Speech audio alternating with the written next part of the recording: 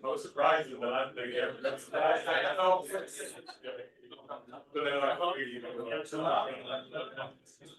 No, we like.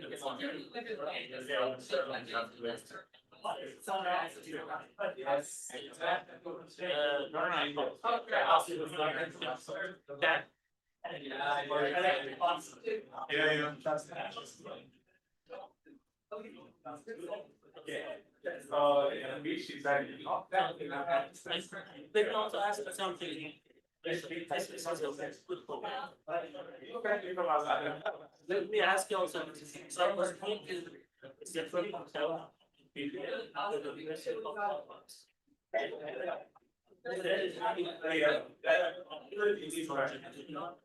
some data so I can present. So this makes sense. Thank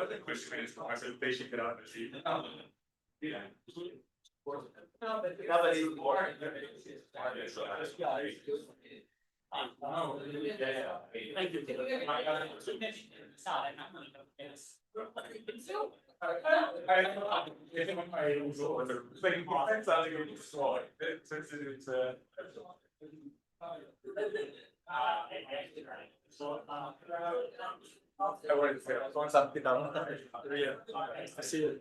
Likewise. I tried to submit the paper to Corona to go, but I received very good comments.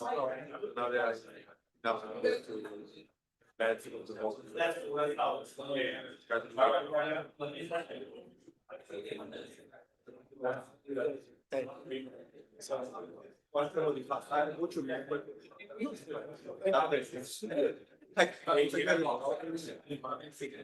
Thanks for it. No, and I have to say, I need to go around the. Because I'm right, I drove. Oh, you're running a group right now. Yeah, but I need to, so I need to leave after my talk, but I generally run video on stage. All right, so you see that? Thank you, Bishop. Thank you for that. No, it's like I wanna hear. I know you, I've seen it. Yeah, like, I know you were the Minneapolis fan. But we can very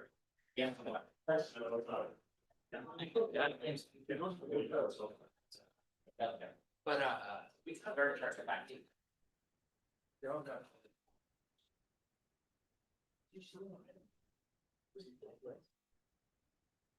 So welcome everybody to the afternoon session of the macro market and questions. And we start with the first paper. That's bank market hub. I will read it for beyond what's that. Sorry for this.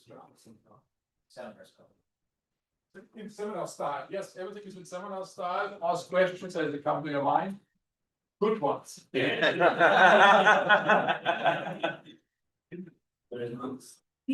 Okay, thank you. Thank you very much to the organizers for including our paper on bank market power in the program. This is joint with Luigi, Gideon, and Federico, and both Luigi and Gideon are here. Now, the motivation for this paper is that local loan markets are highly concentrated.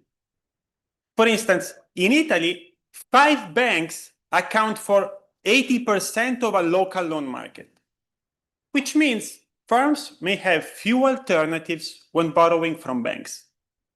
This leads naturally to 2 important questions. How large is bank market power in the loan market? And what are its macroeconomic consequences? This paper answers this question by combining new measurement with a new general equilibrium model. First, we propose a new strategy to document and quantify bank market power using credit register data. Then, we interpret the data through the lens of a general equilibrium model with oligopolistic competition in lending, a model that we use to quantify what are the macroeconomic implications of bank market power.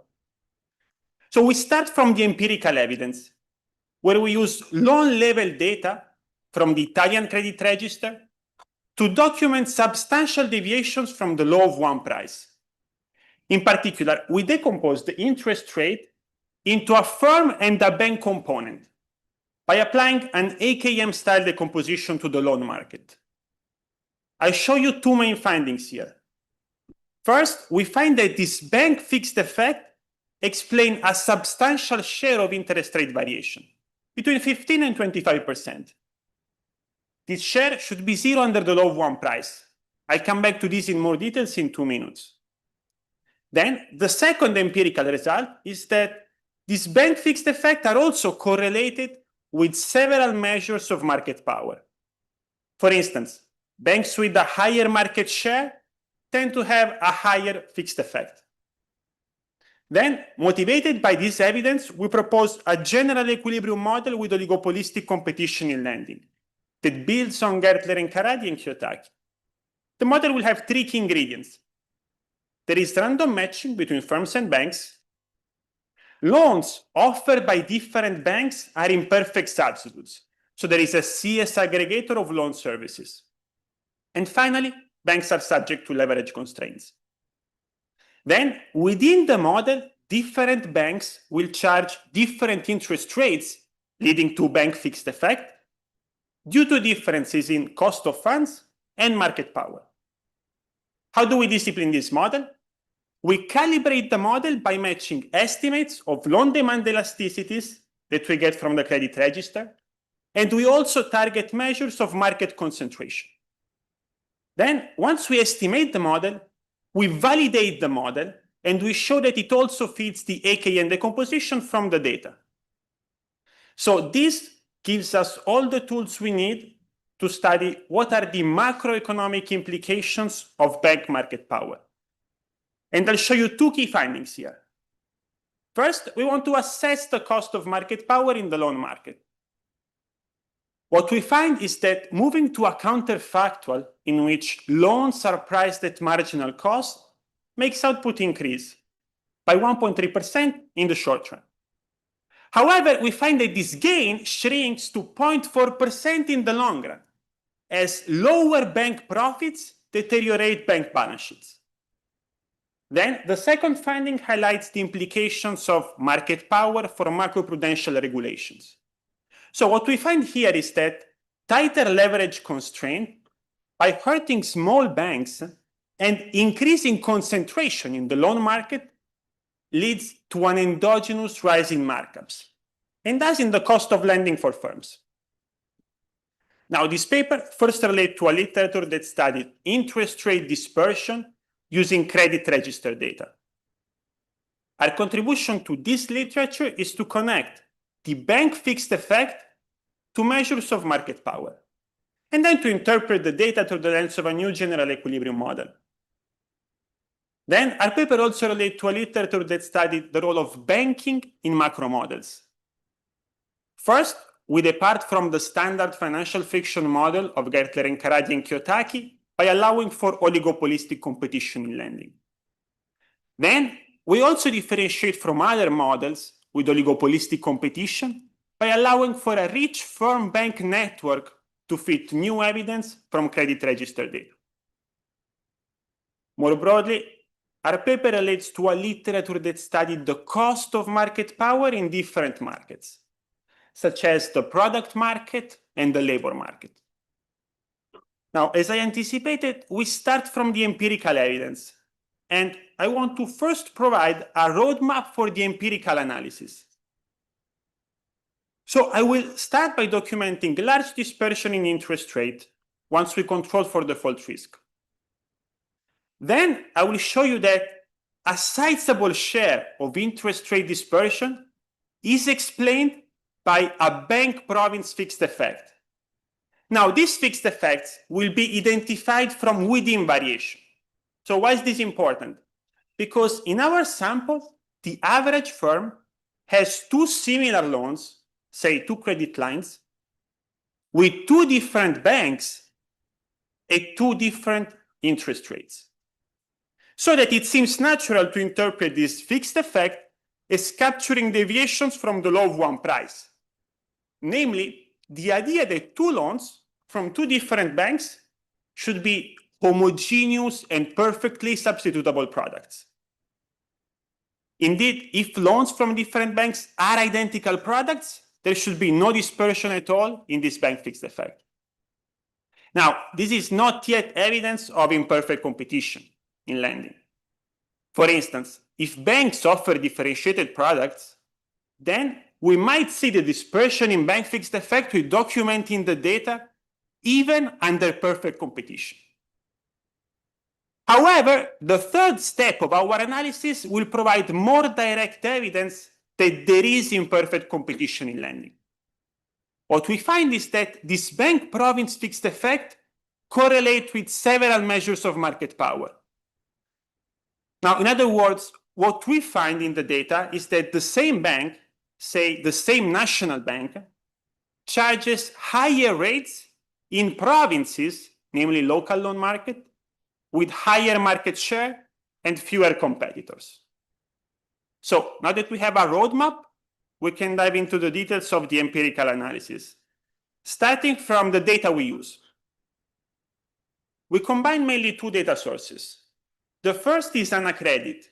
This is the harmonized Euro area credit register, where at the loan level, we have information on the interest rate, the size of the loan, and several characteristics of these loans, including its maturity, its collateral, and its date of inception. Now, the main advantage of AnaCredit is that we observe the bank assessment on the default probability of each firm, which we think is a great measure of default risk. Then we're going to complement AnaCredit with the Italian credit register, which has two advantages relative to AnaCredit. It gives us a longer time series, so it's great for panel analysis, and it also has better coverage of small local banks. Then we merge these two data sources with firm balance sheet data, bank balance sheet data, and credit ratings. So I will start the analysis from what we call a baseline sample, where I will look at a specific type of loans. So this will be all overdraft accounts for a cross-section, so 2019, and we focus on Italian firms with at least 5 employees. So what we want to do next is to use this data to apply an AKN decomposition to the loan market. And we proceed in 2 steps. Now, in the first step, we residualize interest rates on default risk and collateral to get some residuals R tilde. Note that our measure of default risk is the assessment made by bank B on the default probability of firm F. And what we find here is that risk and collateral are important, but they explain only 26% of dispersion in interest rate, which is similar to what other studies documented for other countries, such as United States, Portugal, and Brazil. I think that you don't have to go for maturity and purpose, all that stuff. I mean, suppose banks specialize in certain niches, that fixed effect is going to pick up that niche that doesn't tell you anything about what you're doing. So I would like you to have to really bore down to have equivalent loans to do this and label the bank fixed effect as something about the bank. Great, yeah, 100% agree with you. I'm actually going to do that in the next slide. So I get there. Also, these are overdraft accounts, so the maturity side is not there. Like these are kind of repriced every quarter in principle. But I'll come back to your question in more details in the next slide, when I show you the results and the controls that we include.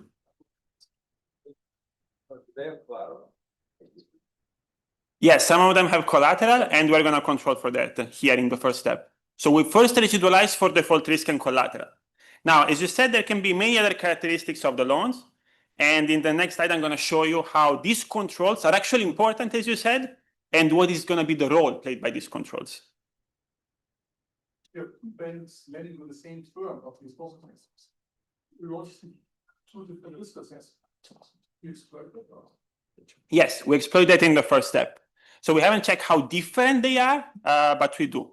So we have the assessment for each firm bank pair. on the default risk. That's something we haven't checked in the data, how much they differ, how disagreement there is. For sure there is some, but I don't know how big that is. That's something we should check. Sorry, on the issue of site specialization, there's usually also cross-selling between banks. So the kind of interest rate you get on an overdraft very much related to the other business the bank has with their client, term loans they have, other advising relationships. So just sort of like focusing on one type of account, this is, the pricing their whole relationship and then how that's being priced. Yeah, actually, we thought about that too, and we control for that in the next slide. So actually, let me get there, and I'm going to come back to some of these questions. Now, before getting there, let me tell you what we do, okay? So the second step here is really the core of our analysis, and we want to decompose this residual SAR tilde into a firm and a bank component. In particular, we'll focus on alpha B. That is a bank province fixed effect. Now, from now on, I will just call this bank fixed effect, but let's keep in mind it's always going to be bank province. And we interpret this fixed effect as capturing deviations from the law of one price. Now, to see why we take this interpretation, let me tell you how these fixed effects are identified. The identification comes from firms borrowing from multiple banks at the same point in time, at two different interest rates. Now, the key statistic we want to focus on in this exercise is what is the share of variance that is explained by the bank fixed effect, which should be zero under the law of one price. Now, what do we find? In this table, I report the share of variance explained by the firm fixed effect and the bank fixed effect. What we find is that bank fixed effect explains 17% of interest rate variation. Now, is this big, is this small? To give you a sense of magnitude, this is about half the variation that is explained by default risk and collateral. Now, the first column of this table has results without controls. Now, as we discussed a few minutes ago, controls can be important here. So what we do is to add several controls for characteristics of the loans, such as the size of the loan, and also some controls for relationship planning. In particular, we control for the length of the relationship between a firm and the bank, and also the number of loans a firm has with the same bank. As going back to the other question, you may think about something like cross-subsidization across loans. What is the key takeaway? These controls are important, but as you can see, they mostly affect the share of variance explained by the firm fixed effect. On the other hand, the share of variance explained by the bank fixed effect is fairly constant and equal to 16%. Also, as we discussed before, these results are for a specific type of loans, overdraft accounts. What we do is to also extend the analysis to other type of short-term loans, considering them one at a time, and we obtain similar results.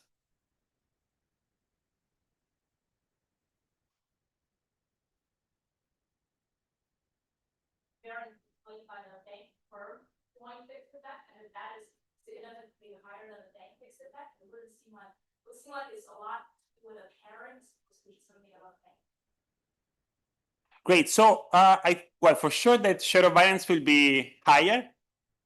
Why we focused on the bank fixed effect? Because going back to your question, so the fact that bank fixed effects are important here is saying that the same bank persistently charge higher interest rates than another bank. Now, of course, there can be like some interactions, as you said, right, between the firms and the banks. But what we focus on is really this bank-specific component here, which is surprisingly very predictive of dispersion in interest rates. Why bank province fixed effect then? You want to sort of separate how much of that is spatial in terms of like variation across regions, that's how much is coming from the variation across the bank?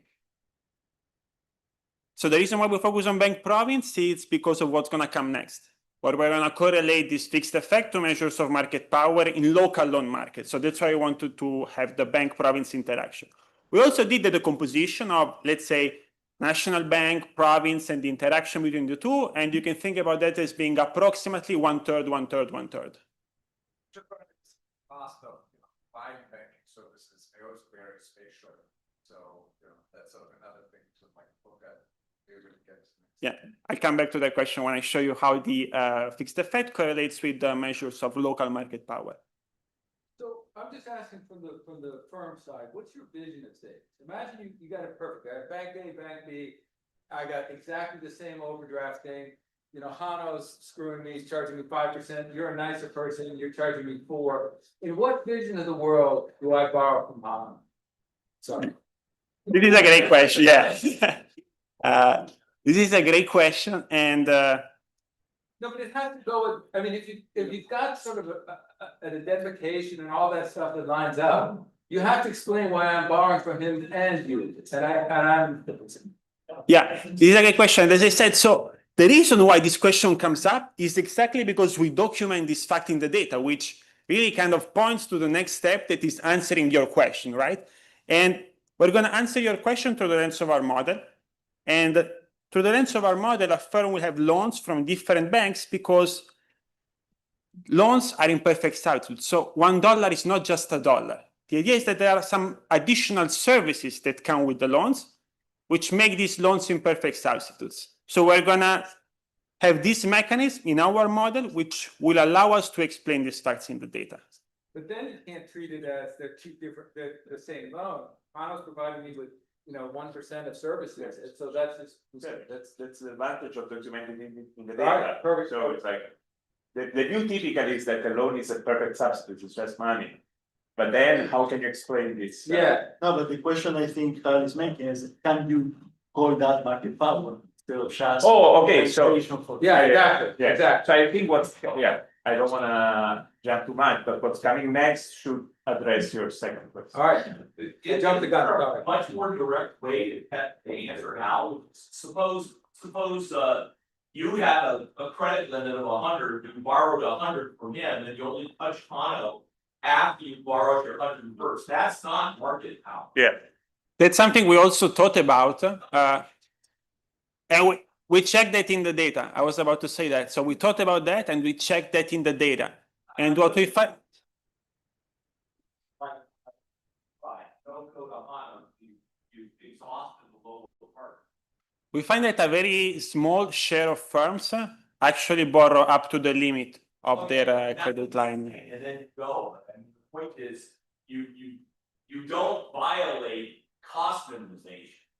Well, we have a plot that it's not in the slides, unfortunately, for today, but when we look, for example, at the share of firms that use less than, actually more than 90% of their credit line, that share is very small. And now, this example applies to credit lines, right? But then the other thing I mentioned is that we replicate this analysis to other categories of short-term loans, such as term loans and trade financing, and we find similar results, meaning that this bank fixed effect explains a substantial share of interest rate dispersion. Still about potential rate shopping by those borrowers. This is related to company balance as opposed to saying bankroll molecule like a first coin, or he said 5%.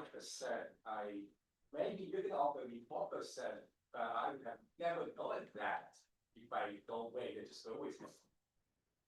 Yeah, we're actually going to have that in the model. So in the model, one of the way in which we're going to think about this is kind of random matching or search frictions, if you want. So each firm will have access to a limited subset of banks. So we're going to have that too. And once we're going to quantify the macroeconomic implications of bank market power, that's going to play a role.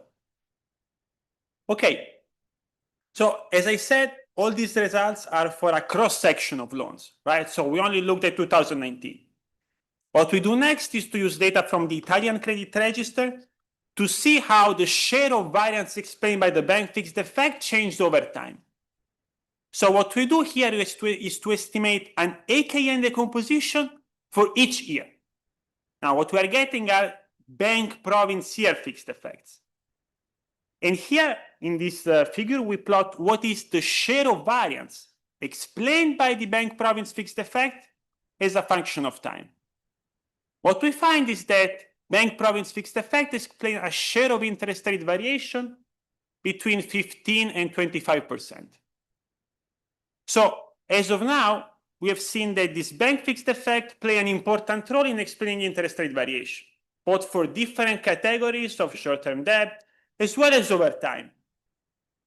Now, going back to some of the questions that have been asked before, this is not yet evidence of market power, right? For now, this is evidence of deviation from the law of one price. So the idea that a dollar is just a dollar and two loans from two different banks should be homogeneous and perfectly substitutable products. However, if banks offer differentiated services with a loan, and also banks differ in funding costs, we could see this price dispersion in the bank fixed effect, even under perfect competition. So what I will do next is to show you how this fixed effect actually correlate with several measures of market power. And here, I show you three bin scatters. So the first bin scatter shows that these bank fixed effects are higher if the market share of a bank in that specific province is also higher. Then the second bin scatter shows you that these bank fixed effects are lower if that bank is competing with less banks when lending to firms in that specific province. And finally, we also look at the firm fixed effects. And we find that the firm fixed effects are decreasing in the number of banks each firm is borrowing from. Now, let me be more explicit about what is the interesting source of variation here. To this end, let me show you three regression tables.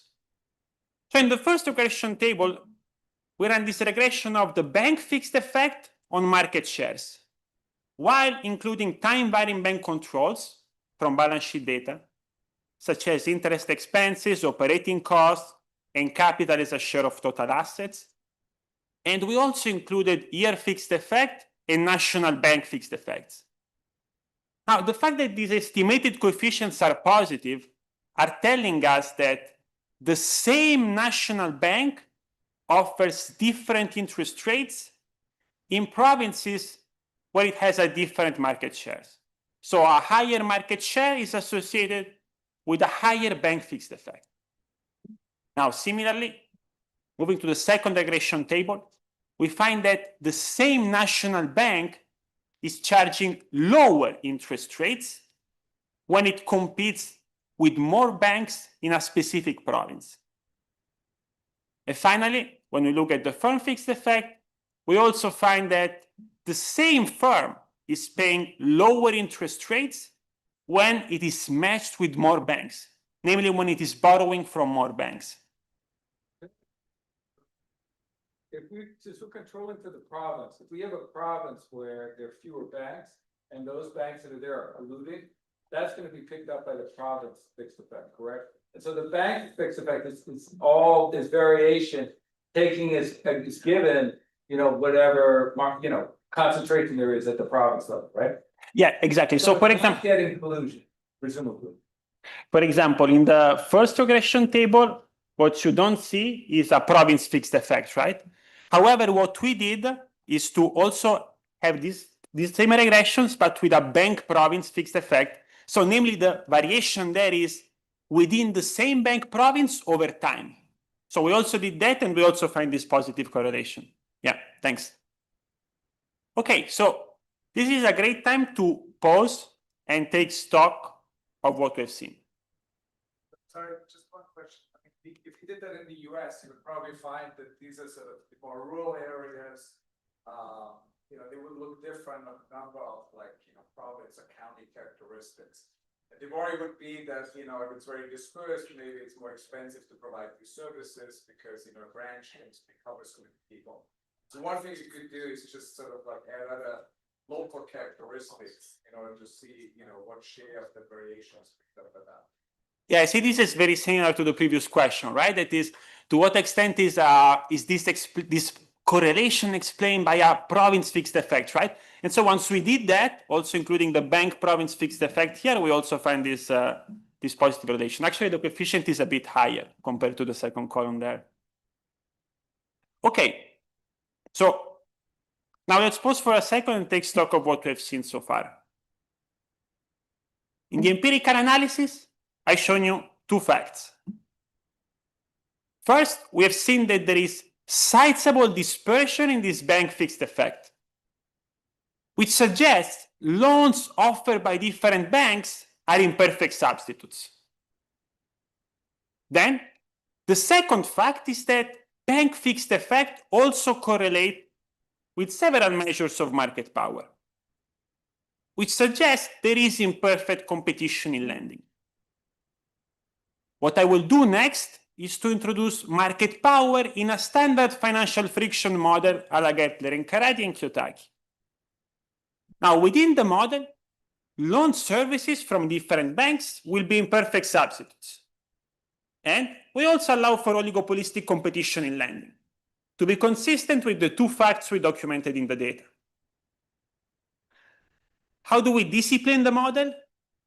We will discipline the model by matching estimates of loan demand elasticities from the credit registry.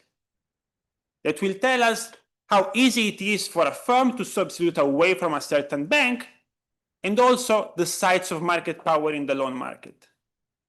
Now, once we estimate the model, we will validate the model on its ability to match all these AKM-style regression that we've seen in the data. Why is this important? Because this model will allow us to answer key questions such as what is the output cost of bank market power and how does it interact with the macroprudential regulations. So with this in hand, let me turn to the model. And I want to first provide an overview of the model. So the idea is to build on a standard model such as Gertler and Karady and Kiyotaki by allowing for oligopolistic competition in lending. To do that, our model relies on four key ingredients. First is oligopolistic competition. So in our model, each firm is matched with a random finite number of banks. Then, the second ingredient is that loans from different banks are imperfect substitutes, which means there is a CS aggregator of loan services at the firm level. Third, banks are subject to standard leverage constraints. And finally, the competition is Bertrand-Nash, which means banks set interest rates, taking as given the interest rate set by the competitors. The dynamics in the model is going to be standard. So there is stochastic exit and entry of banks, which in equilibrium gives rise to a stationary distribution of bank size. Now, before I tell you more about firms and banks, let me tell you something about the household. So there is a standard representative household in this model, supplies labor, consumes, and saves in bank deposits. So now let me tell you more about firms in this model. Spatial dimension, don't go specifically into it. Exactly, we don't go specifically to that. So we use the spatial dimension in the empirical analysis, mostly because we had an interesting source of variation there to show that there is imperfect competition in lending. So one way in which you can interpret our model is a model of a large province, basically. Okay, so let me tell you something about the firm. It does. So matching here happens only one at the beginning, but you'll see more details of the model, but it's immaterial. So in our model, whether it happens once and for all, or they are rematched every period, you get the exact same results. So how do firms work in this model? We have a continuum of firms indexed by F, and they operate a technology with decreasing return to scale, where labor N is the only input. Then firms have to borrow in this model because they have a working capital constraint, which means a fraction gamma of the wage bill must be financed with loan services L of F. Now, how do firms get these loan services in the model? Each firm is matched with a random set of banks, B of F, and each bank is included in this set with some probability pi. So, how do firms get these loan services L of F? L of F is a CS aggregator of the loans the firm is getting from the banks in B of F. So as you can see, the main heterogeneity across firms here will be in the set B of F, namely the banks that they are matched with. So this is how firms work in the model. Now let me tell you something about the banks. there is a finite number of banks, and each bank is characterized by its net worth, KB. They maximize profits, and the balance sheet is straightforward. So total loans are equal to the sum of net worth and deposits. Banks are also subject to a standard leverage constraint where their net worth, KB, must be greater or equal than a share theta of total loans. Finally, there is random exit. So each bank exits with some probability phi. Whenever a bank exits, it is immediately replaced by a new bank with initial net worth KB. What is an equilibrium in this model? It's a sequence of prices and quantities such that banks, firms, and households optimize and markets clear.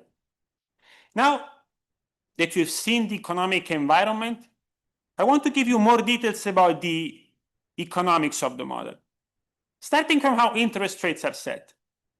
So we can first solve the firm's problem. From the firm's problem, we get the loan demand for firm F and bank B. Okay, and this is standard CS. But it also depends on the total demand for loan services, L of F, which depends on the wage, but in particular, it depends on the cost of loan services for firm F, I of F, which is a CS index. Then we can solve also the bank's problem. And by solving the bank's problem, we get a nice characterization for the interest rate charged by bank B to firm F. Now, this interest rate depends on two terms, a markup and a marginal cost. In particular, MCB is the shadow marginal cost of funds of bank B. So this is equal to the interest rate on deposit if the leverage constraint is slack. But it is greater than the interest rate on deposit when the leverage constraint binds.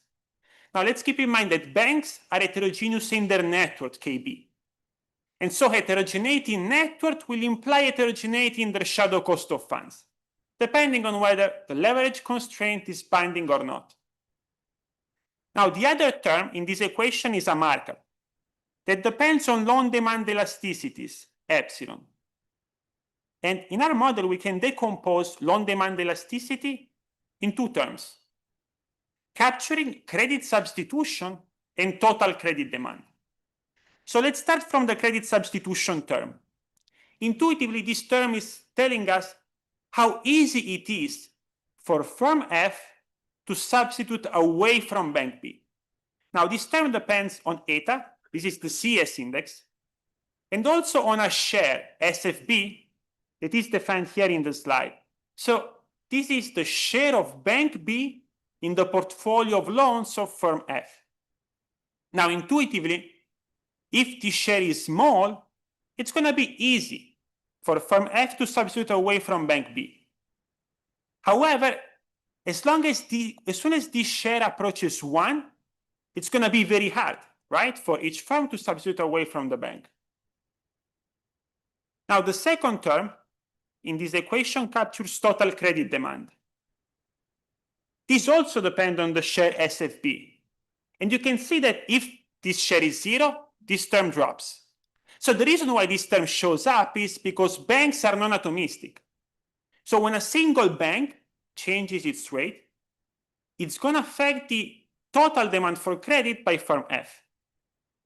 Now, under some condition, we find that this elasticity is low when the share SFB is high. What does it mean? A higher share implies higher markups and more market power. Now, before going to the quantitative analysis, I want to first use the model to interpret the AKN decomposition from the data. Yeah.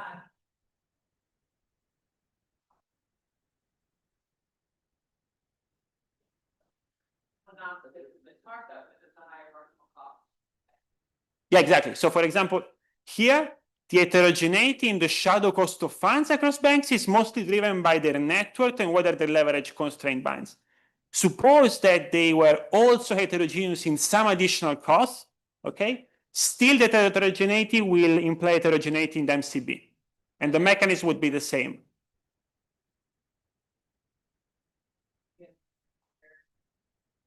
Yes, exactly. And actually, this is a great time to make a transition to the next slide to see how we interpret the AKN decomposition in the data in light of this. So in our model, we will have both firm and bank fixed effects. Now, the firm fixed effects will be implied by the random matching assumption. So some firms will have access to more banks, and also the identity of these banks will change.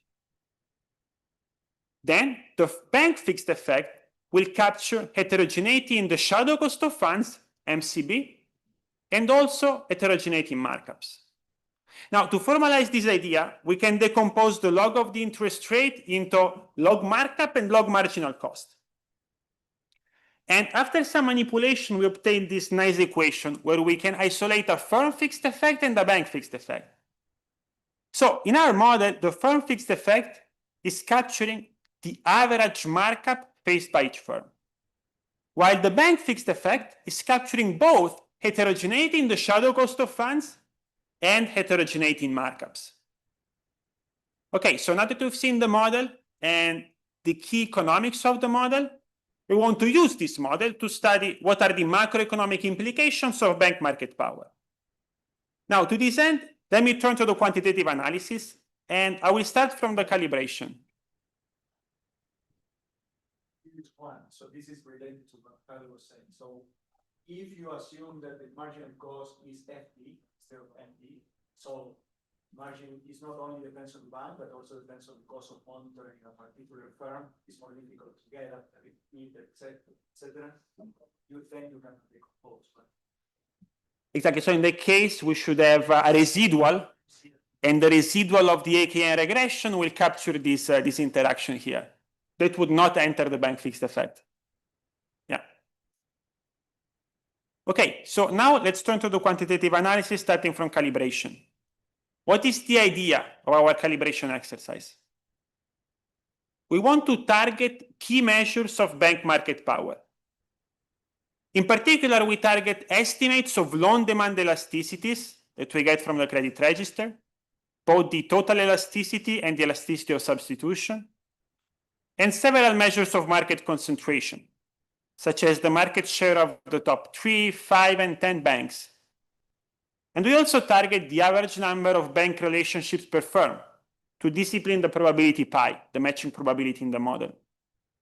Then a second set of parameters that mostly discipline preferences and the leverage constraint is set externally and equal to common values. So the most interesting part of the calibration is how we get these estimates of loan demand elasticities. So let me tell you something about that. Now, from the model, we have two structural elasticity. So the first elasticity is the total loan demand elasticity we have seen before. The second equation here is just the elasticity of substitution. It's capturing the credit substitution term that we have seen. Now, because of strategic interactions, the reduced form elasticities one can estimate will never recover the structural elasticities. So to see that, note that the structural elasticities are taking as given IF minus B, the interest rate set by the competitors. Now, in practice, whenever a bank will change its rate, the other banks will best respond. So in the data, IF minus B is never going to be constant. What is our approach to this problem? Indirect inference. So we estimate reduced form elasticities in the data using the credit register data. Then we estimate the same reduced form elasticities in the model. And in the paper, we also have a section in which we show that there is a mapping between the reduced form elasticities and the structural elasticities. So basically, these reduced form elasticities are informative about the key parameters we want to recover. So this is how we estimate the model. What we want to do next is to The model is calibrated for the whole of Italy, or the spatial dimension is not in the model nor in the calibration. No? You alluded to it in the periods, but the model is one market. Yeah. So all of this calibration is done for Italy as a whole. Yeah. Lulu? First question, why did you need to show me all these stylized graphs about market shares and like you have a residual that gave us stability that is pretty small, that will generate markups and then we model. I asked them all these questions. I was like, is it really price appreciation? Is it really this? I'm a little confused about the first part of this.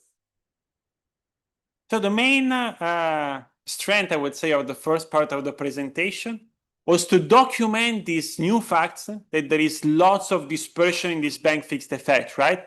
So which motivated us to write a model in which loans from different banks are imperfect substitutes, and that additional statistic will provide a validation for our model.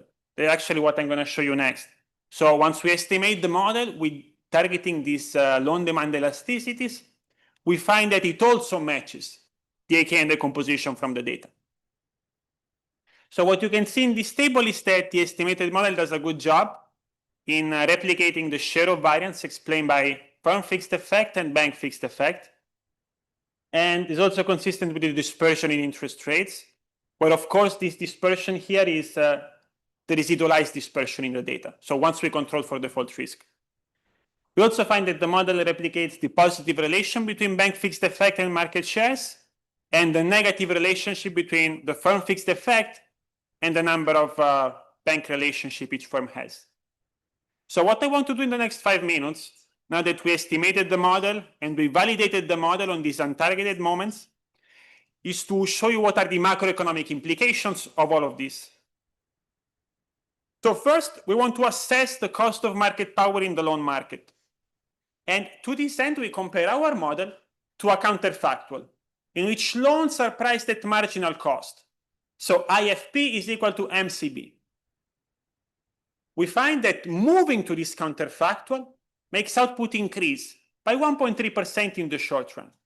And the mechanism here is straightforward. So lower rates reduce the marginal cost of firms, which increases output. However, what we find is that this gain shrinks in the long run to 0.4%. So why does the gain shrink? Because lower markups come with lower bank profits. And over time, lower bank profits erode bank net worth. When bank net worth is lower, the leverage constraint of banks is tighter, which leads to a higher shadow cost of funds, a mechanism that partially offset the initial decline in interest rate.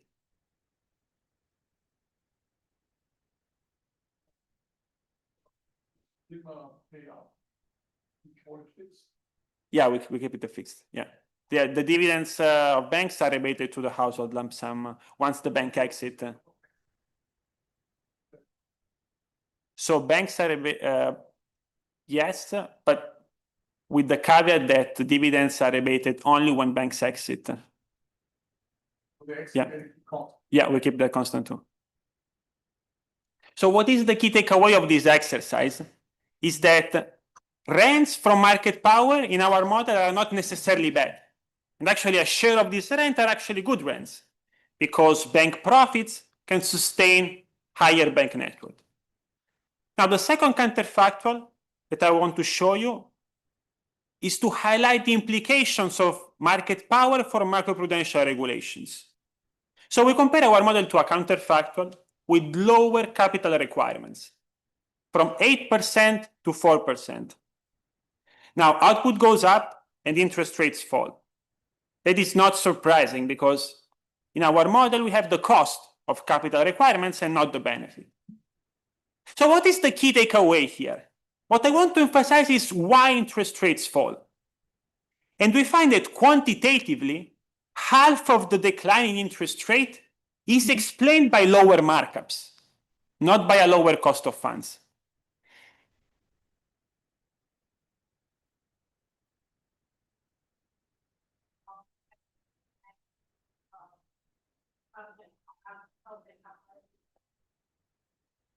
So I guess so. I'm happy to talk about that in more details after that. I'm going to use the last 2 minutes just to show you this result and conclude. But so here, as I said, the key result is that there is this drop in interest rate driven by lower markups. And to see that, note that this policy implies a decrease in concentration. So what is the mechanism? When there are more relaxed capital requirements, the small banks are those who particularly benefit from this policy. So they expand. They steal market shares from larger banks, which leads to a decrease in concentration and a decrease in markups. So to summarize, what is the key takeaway of this exercise? The key takeaway is that macroprudential policies can have important effects on market structure and markups. And accounting for this effect is quantitatively important to understand the effects of macroprudential regulations. Okay, now I will conclude in the last minute. So what did I show you today? I started from the empirical analysis, where we have seen that bank fixed effects explain a substantial share of interest rate variation. And also how these bank fixed effects are correlated with local market shares and other measures of market power. Then we interpreted the data through the lens of a general equilibrium model with oligopolistic competition in lending.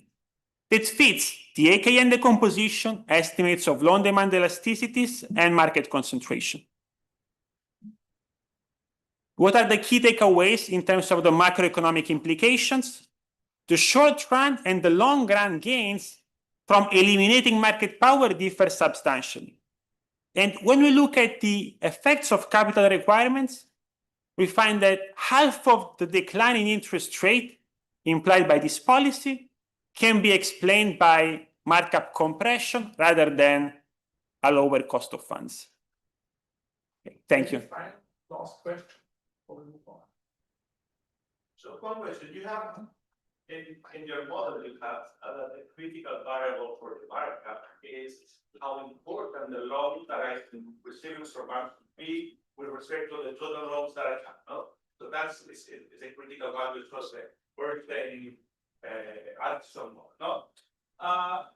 Can you use that in your data, compute, so in order to compute how important a particular type of credit for a particular bank to a firm with respect to all the credit that particular firm is receiving as an indicator of market share, and then correlate that with the interest rate that is charged. So that would be sort of if you control banks, fixed effect, or firm fixed effect, and for regional fixed effect, certainly for marginal cost. So it would be more natural to think of that as an indicator to tell the story that's market power. Right? That's a great point. Yeah, sorry. Very quick. Okay, that's a great point. We're thinking about that. The reason why I showed you the local market share is that before the model, it was more intuitive to just start from standard market shares. Yeah, thank you. Thanks, Walt.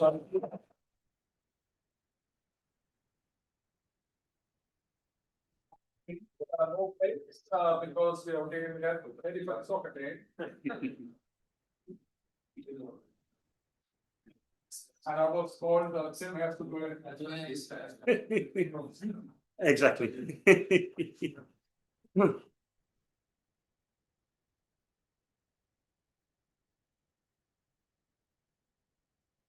So yes, thank you very much for including our paper in the program. So this is joint work with Paul Baudry and Paola Cavallino, who is here as well, and the usual disclaimer applies. So in this paper, we're going to ask, what impact do long-term real rates of interest have on aggregate demand in the present? And what does the answer to that question imply for how those long-term real rates might come about? Now, the standard view is that if you want to talk about real rates of interest, particularly over time, then you ought to be talking about like structural drivers that underpin those, be those demographics, productivity growth, safe asset supply and demand. But monetary policy, if anything, just plays a role of a follower of those trends. However, somewhat puzzlingly, from this quote-unquote real perspective, it has been observed that monetary policy decisions have surprisingly strong effects on long-term interest rates. And I would say that the dominant explanation or a possible explanation for that at the moment is a central bank information effect. So the idea that if the central bank delivers a surprise, financial markets sort of look at that and think, oh, it must be that these clever people at the central bank know something about productivity growth that I don't know, so I'm going to trade on that, and that then moves the longer end of the yield curve. Of course, as being at a central bank myself, I'm somewhat sympathetic to that view. But in this paper, we're going to ask, could it be that there is something more? Could it be that this excess sensitivity that is observed, the excess sensitivity with respect to the long-term rates, could that also extend when looking at the systematic component of monetary policy? So in the first step, what we do is we're going to look at a shock that triggers a monetary reaction. I'm going to call it a sentiment shock for reasons that become clear in a second. But the idea is basically going to be that we're going to identify temporary shock that shouldn't have a direct impact on long-term real rates. The central bank is going to respond to that shock, and then we're going to see what happens with these long-term real rates. We're going to do that through a VAR. So in our baseline, we have 5 sort of core variables: inflation, growth, federal funds rate, the San Francisco Fed Sentiment Index, and we always include a long rate. So in our baseline, we have the 5-year forward real rate for the US. It's all on monthly US data. And if you've been following the World Cup, you will know that the VAR is very controversial these days, but our results, they also hold if you were to do it with local projections instead. So, but basically, whichever way you go, local projections, VAR, further controls, you end up with a picture that looks a little bit like this. So we identify this, what we'll call sentiment shock.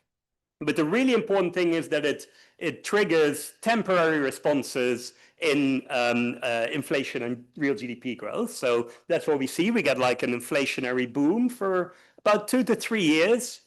And at the end of the day, everything in inflation and growth space comes back nicely to zero, nicely back to normal. So there's a priori no reason to suspect that this should do anything to sort of long-term real rates. Now, at the same time, part of the reason why things do come back to normal is that the shock has triggered a monetary response. So we see in blue in the bottom right panel that the Fed responds by tightening policy. And the first interesting thing to note is that the persistence in the Fed response is far greater than the persistence of the shock. So that's like consistent with something like interest rate smoothing.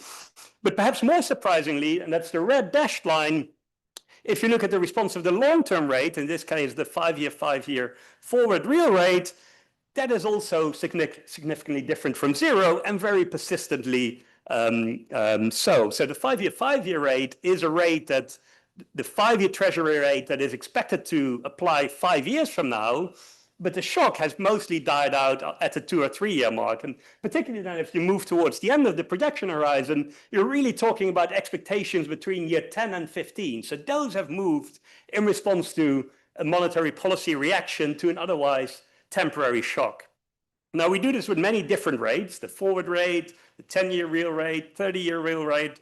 But an interesting one is also look at what happens at the Holstrom, Laubach-Williams R* estimate, for example. And again, so the same VAR, so I'm just showing you the equivalent of the red line here, not showing the other panels because they look very similar. But again, you see that the Fed is triggered into action by this temporary boom, and in response, the Fed ends up updating its own beliefs about R*. So it's a little bit like the Fed is reacting to its own shadow here, even though, again, this is a very temporary shock. There's a priori no strong reason why this should be the case.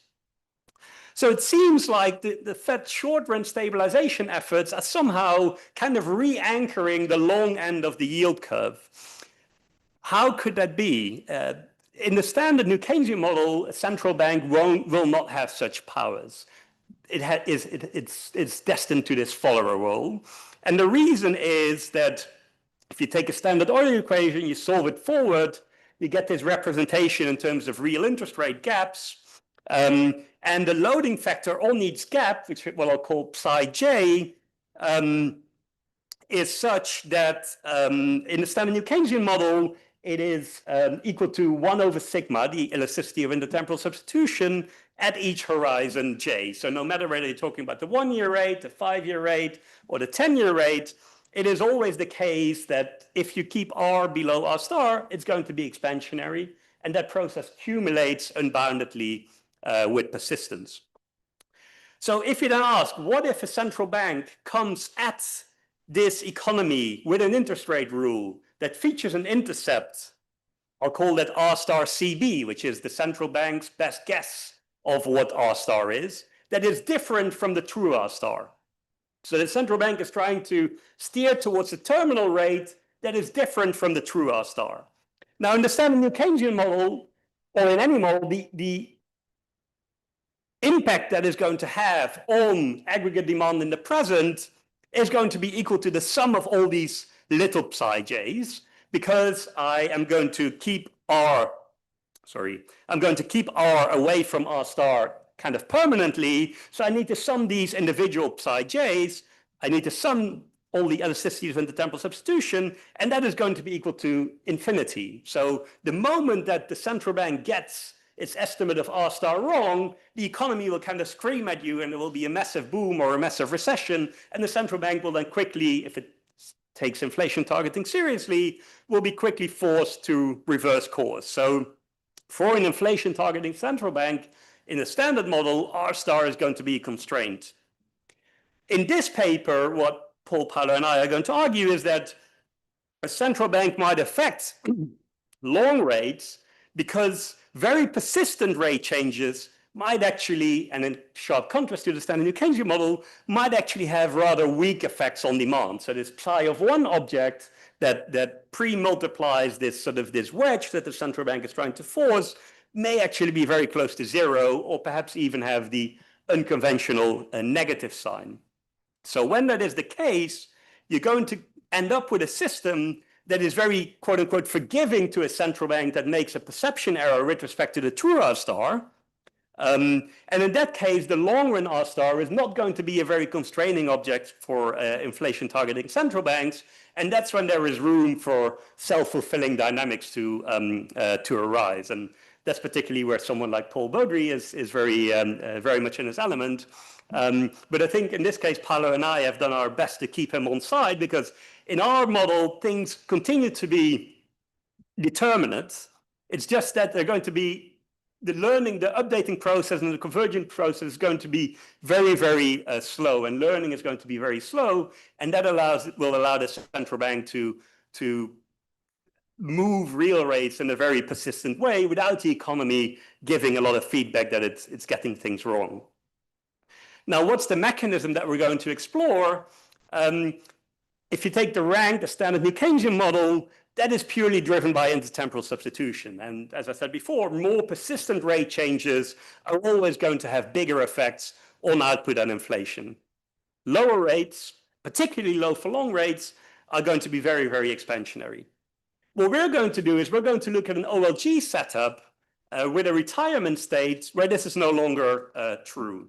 So then lower rates, particularly if for long, can actually increase the desire to save, because when you're born, you're kind of settled with a negative duration problem. We say become economically, we're born at age 20, say, then we have 45 years looking forward to working, and then maybe 20 years of retirement. But that implies that I need to finance 65 years of consumption out of 45 years of labor income. So I have a negative duration gap there. Yeah, sorry.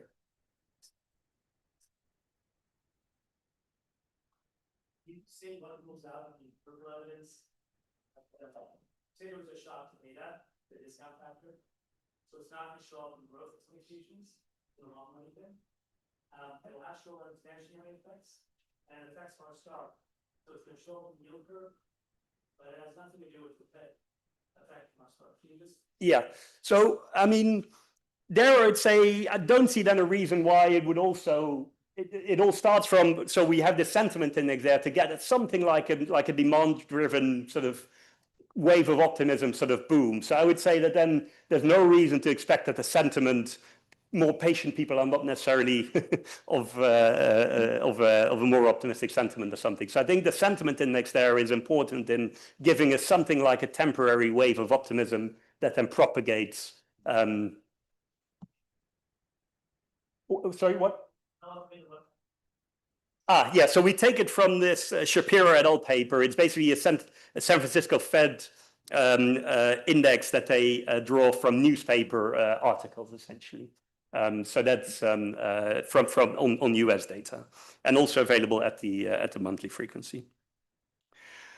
So as said before, we're going to focus on this negative duration, the short duration problem that individuals have, and that is also very familiar to pension funds. So here you see a quote by a Dutch pension fund, which is a defined benefit pension fund.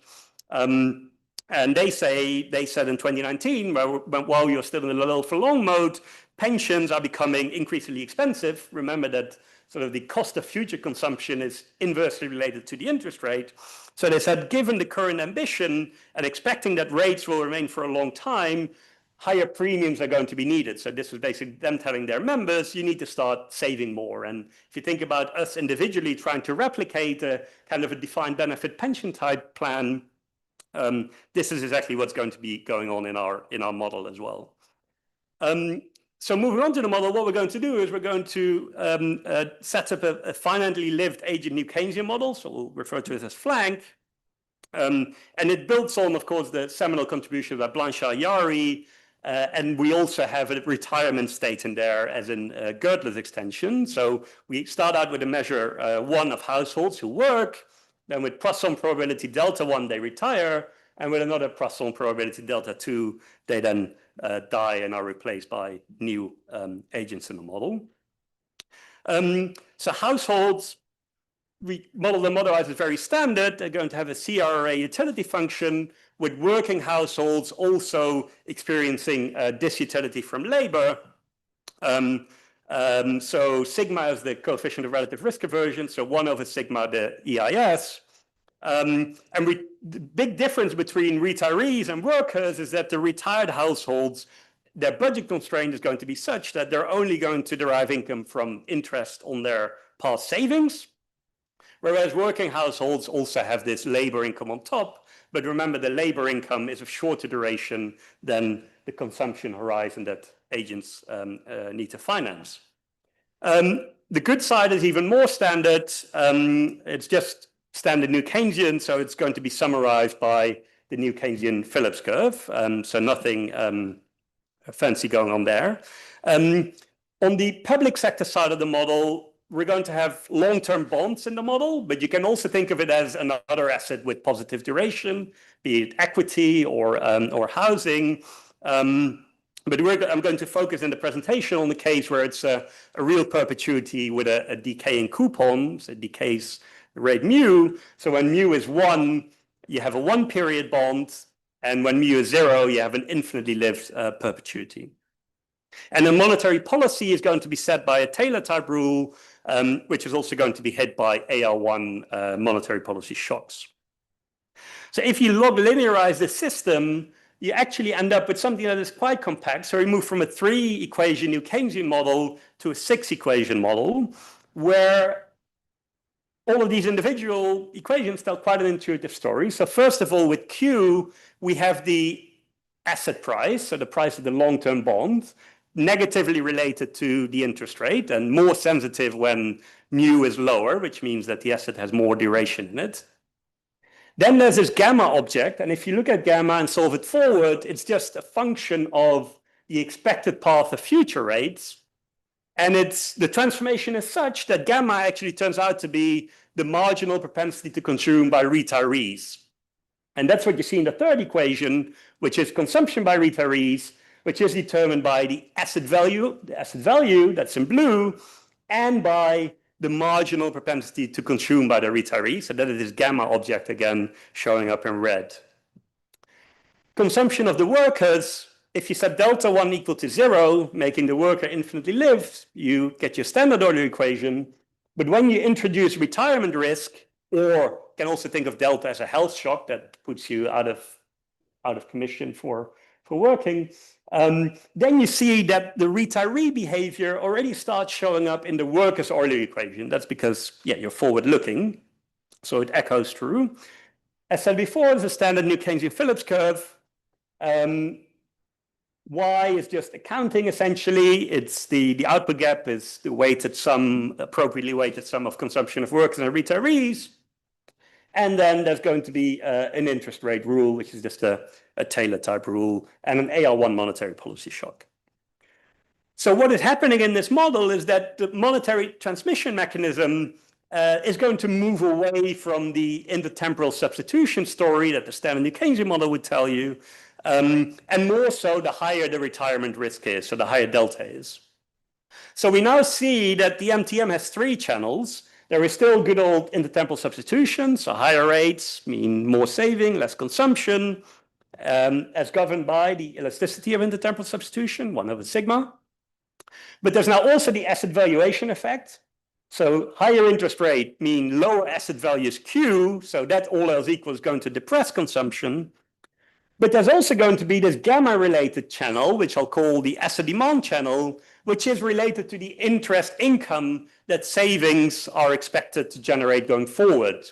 So there the idea is that when in a higher interest rate environment, asset demand actually goes down, because if you're saving for retirement, you realize that if every unit of savings yields more, you don't need to accumulate that many savings, and you become more willing to spend in that sense. And that, importantly, is going to work in a dissonant direction, with higher rates actually providing a boost to the economy of sorts. Now, we can go back to this, what I'll call psi representation that I showed you at the beginning, is that because if you look at Q and gamma, they're both just functions of R, the future and future R's, so the future positive interest rates. So we can solve this forward and again bring this back to this real rate gap representation. So R hat is now the difference between R and R star. And now these loading coefficients on different parts of the yield curve, these psi j's, they're no longer going to be always equal to the EIS like it is in the standard New Keynesian model. That's just the case of psi 0, which is the current policy rate and how that relates to R star. But when we move to other parts in the yield curve, this sort of nasty looking recursion is kicking in.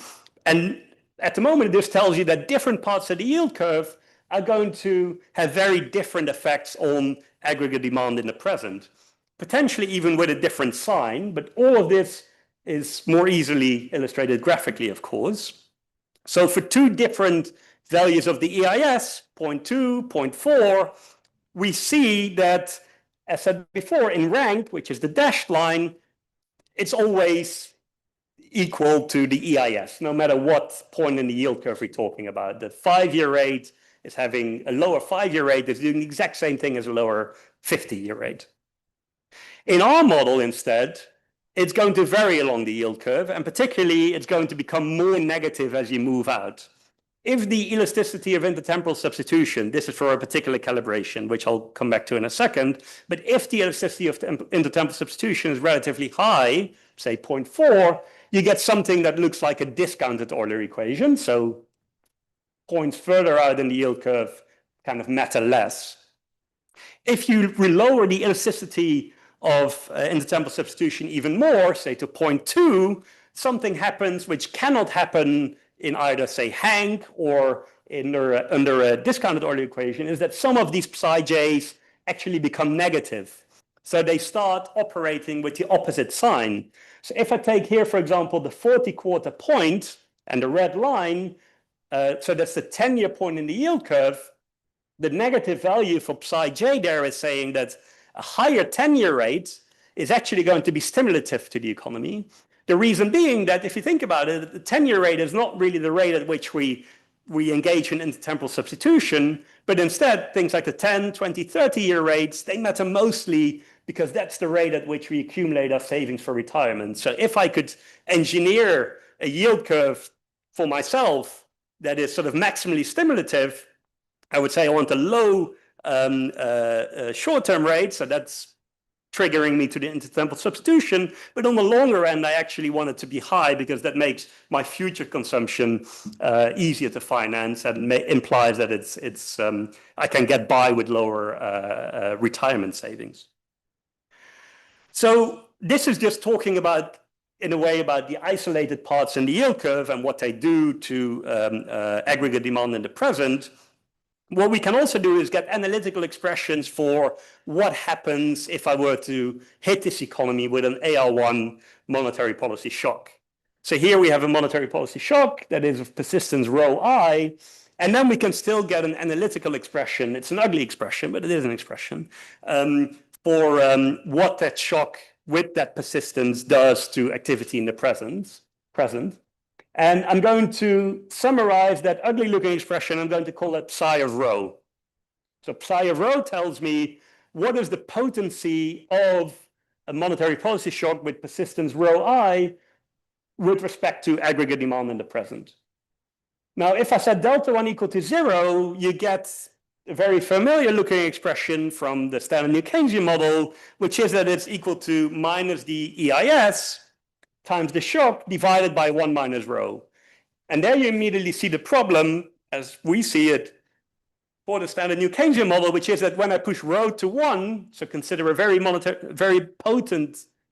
persistent, a near unit root monetary policy shock, that's going to be infinitely potent in the limit. So that's what the blue line, which shoots off to infinity, it's what that tells you.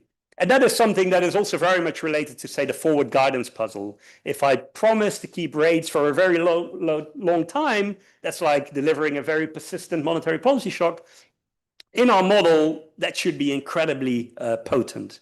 Now, I guess we always knew that that was a bit of an exaggeration. So as partly as a response to that, people came up with, say, the discounted Euler equation, which you can think of as also a decent approximation to certain Hank models.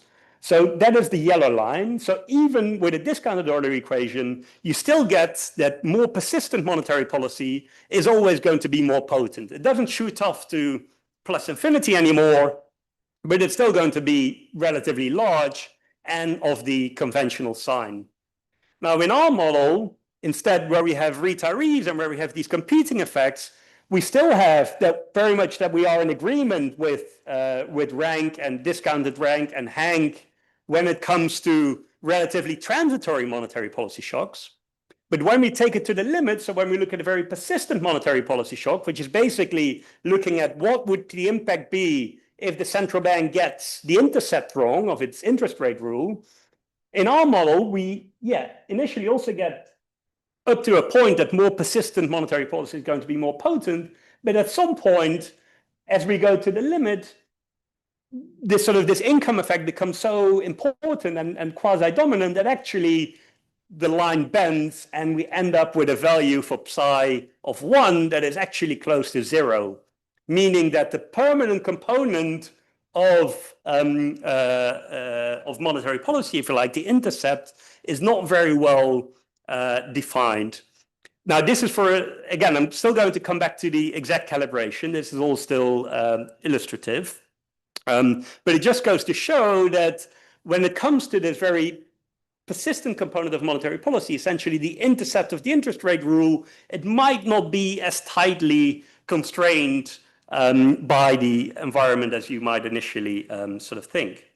So again, if we start from this ugly looking psi of rho expression, if we replace rho by 1, so look at this limit, we again get quite a nice, insightful expression here, which tells you that you can decompose the aggregate elasticity of demand to a permanent real rate deviation into 3 or 2 components. So there's the first term, which is intertemporal substitution related. There is the asset valuation effect, which is the final term, which tells you that lower interest rate boost asset values. So that's going to be stimulative to the economy. So like intertemporal substitution, it works in the conventional direction. So that's why it has a positive sign. But working against that, there is the asset demand term, which is preceded by the negative sign, which is this idea that, yes, when you lower interest rates, you do inflate asset prices, but people actually don't become eager to spend their money then because they realize, no, I need to hold on to these assets because I will need them to finance my retirement because these assets will only yield very, very little. So you can actually combine the intertemporal substitution effect and the asset demand effect into a term that you can think of as the marginal propensity to consume out of wealth, So you see that has a negative term here. The term itself can be positive or negative as well, but in any case, it is up against the asset valuation effect. So the question really is, okay, if I'm a central bank and I lower interest rates in order to boost the economy, and the channel is going to be, that helps me is indeed the asset valuation channel, but counteracting that is that the holders of those assets might actually become less keen to spend. So the marginal propensity to consume might go down in a low for long environment. Equivalently, as interest rates go up permanently, as the central bank now says, oh, we're in an environment where rates are going to be quasi-permanently higher, retirees and people saving for retirement might become more willing to spend.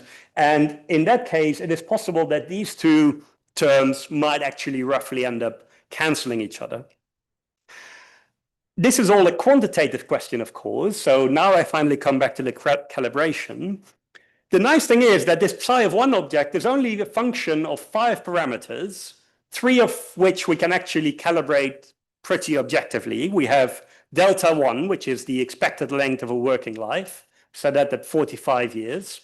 We have delta 2, expected retirement, we set that at 20 years. We have beta, discount rate, we set that at a standard value for standard quarterly value that would give you a 2% real rate in equilibrium. And what we're left with then are 2 parameters that are maybe more difficult to calibrate, which is elasticity of intertemporal substitution and the duration in your asset portfolio. So when it comes to the EIS, there are, quite a few papers which would argue that the EIS is low, potentially even very low, potentially even below, say, 0.1. And when it comes to the maturity, the duration and assets, depends a little bit on what sort of mix you want to look at. So if you only want to think about government bonds, you're more for the US looking at, say, the 6-year point. If you also are going to include equity, housing, then you want to move upwards in the graph towards maybe the 25-year mark or something, depending on how you sort of think about that composite.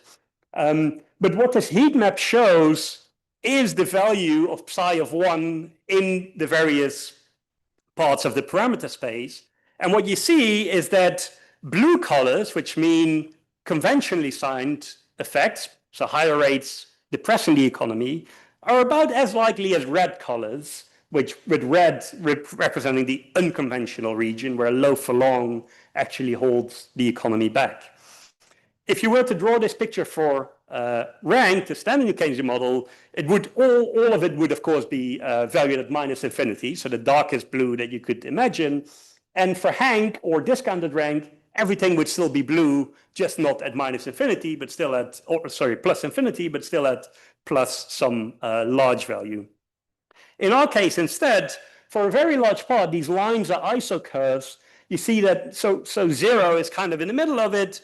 You have space to the left of it where low for long policies actually slightly hold the economy back, but the effect is quite modest. So in that sense, it is quite difficult. It's going to be difficult to learn in this economy, and that when you do a low for long policy, the economy sort of struggles a bit, but you might say to yourself as a central bank, oh, maybe R star has just fallen a little bit more and I need to give a little bit more of that. But then you kind of paint yourself into sort of a low for long type trap, and the system won't tell you very much, which is something I'll come back to in a second.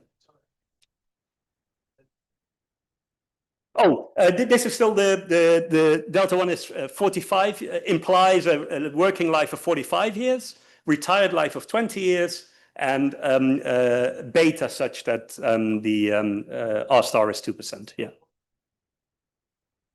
Oh, so here we consider essentially a permanent monetary policy shock. So it's really getting at what if the central bank gets the intercept of the Taylor rule, of the interest rate rule, wrong.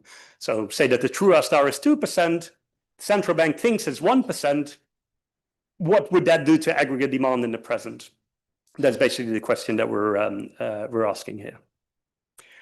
So the baseline model I've presented doesn't have capital, and the question we frequently received, and what I've also been thinking about, what we had also been thinking about is this robust to the introduction of capital? And Initially, we thought no, because with capital, you get a very strong sort of investment channel of monetary policy. But actually, it turns out it is. And as always, it helped to write things down sort of formally. So you can think of R star as maybe the sort of the interest rate that sets long run excess demand to zero. So if you look at long run excess demand, which is the sum in this case of consumption and investment minus sort of production, and you take the derivative, you immediately get an insight that we hadn't appreciated up front, is that there is the investment channel, that's I over Y is getting at the investment channel of monetary policy. But there's also going to be a supply effect because a bigger capital stock, capital will also deliver for you. So you're not only affecting demand, but you're also affecting supply. And the output gap is essentially really about the difference of those two. So what the first term there, I over Y, is the investment share in the economy. The second term is the capital income share. The second term, in the US at least, is quite a bit bigger than the first term. The investment share, I think, is more like 20%. Capital income share is more like 30, 35%. So that's going to be negative. So in the sort of standard case where higher interest rates imply less capital accumulation, so where dk/dr is also negative, the partial effect of lower interest rates is actually going to be to create excess supply rather than excess demand. And the reason is that yes, demand goes up, but because lower interest rates also promote capital accumulation, supply actually expands as well. So if you then end up drawing the heat map, it actually ends up looking pretty similar to what we get in the baseline. So the consumption-only approximation that we focus on is actually not that bad.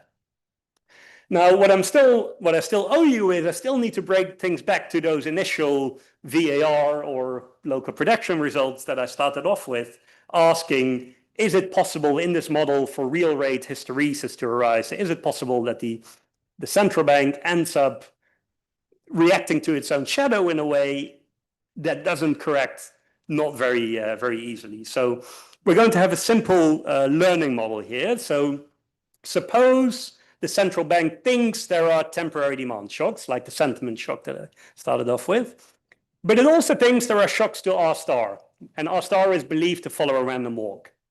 In reality, there are no shocks to R star, there are only demand shocks here. So that's some misperception there.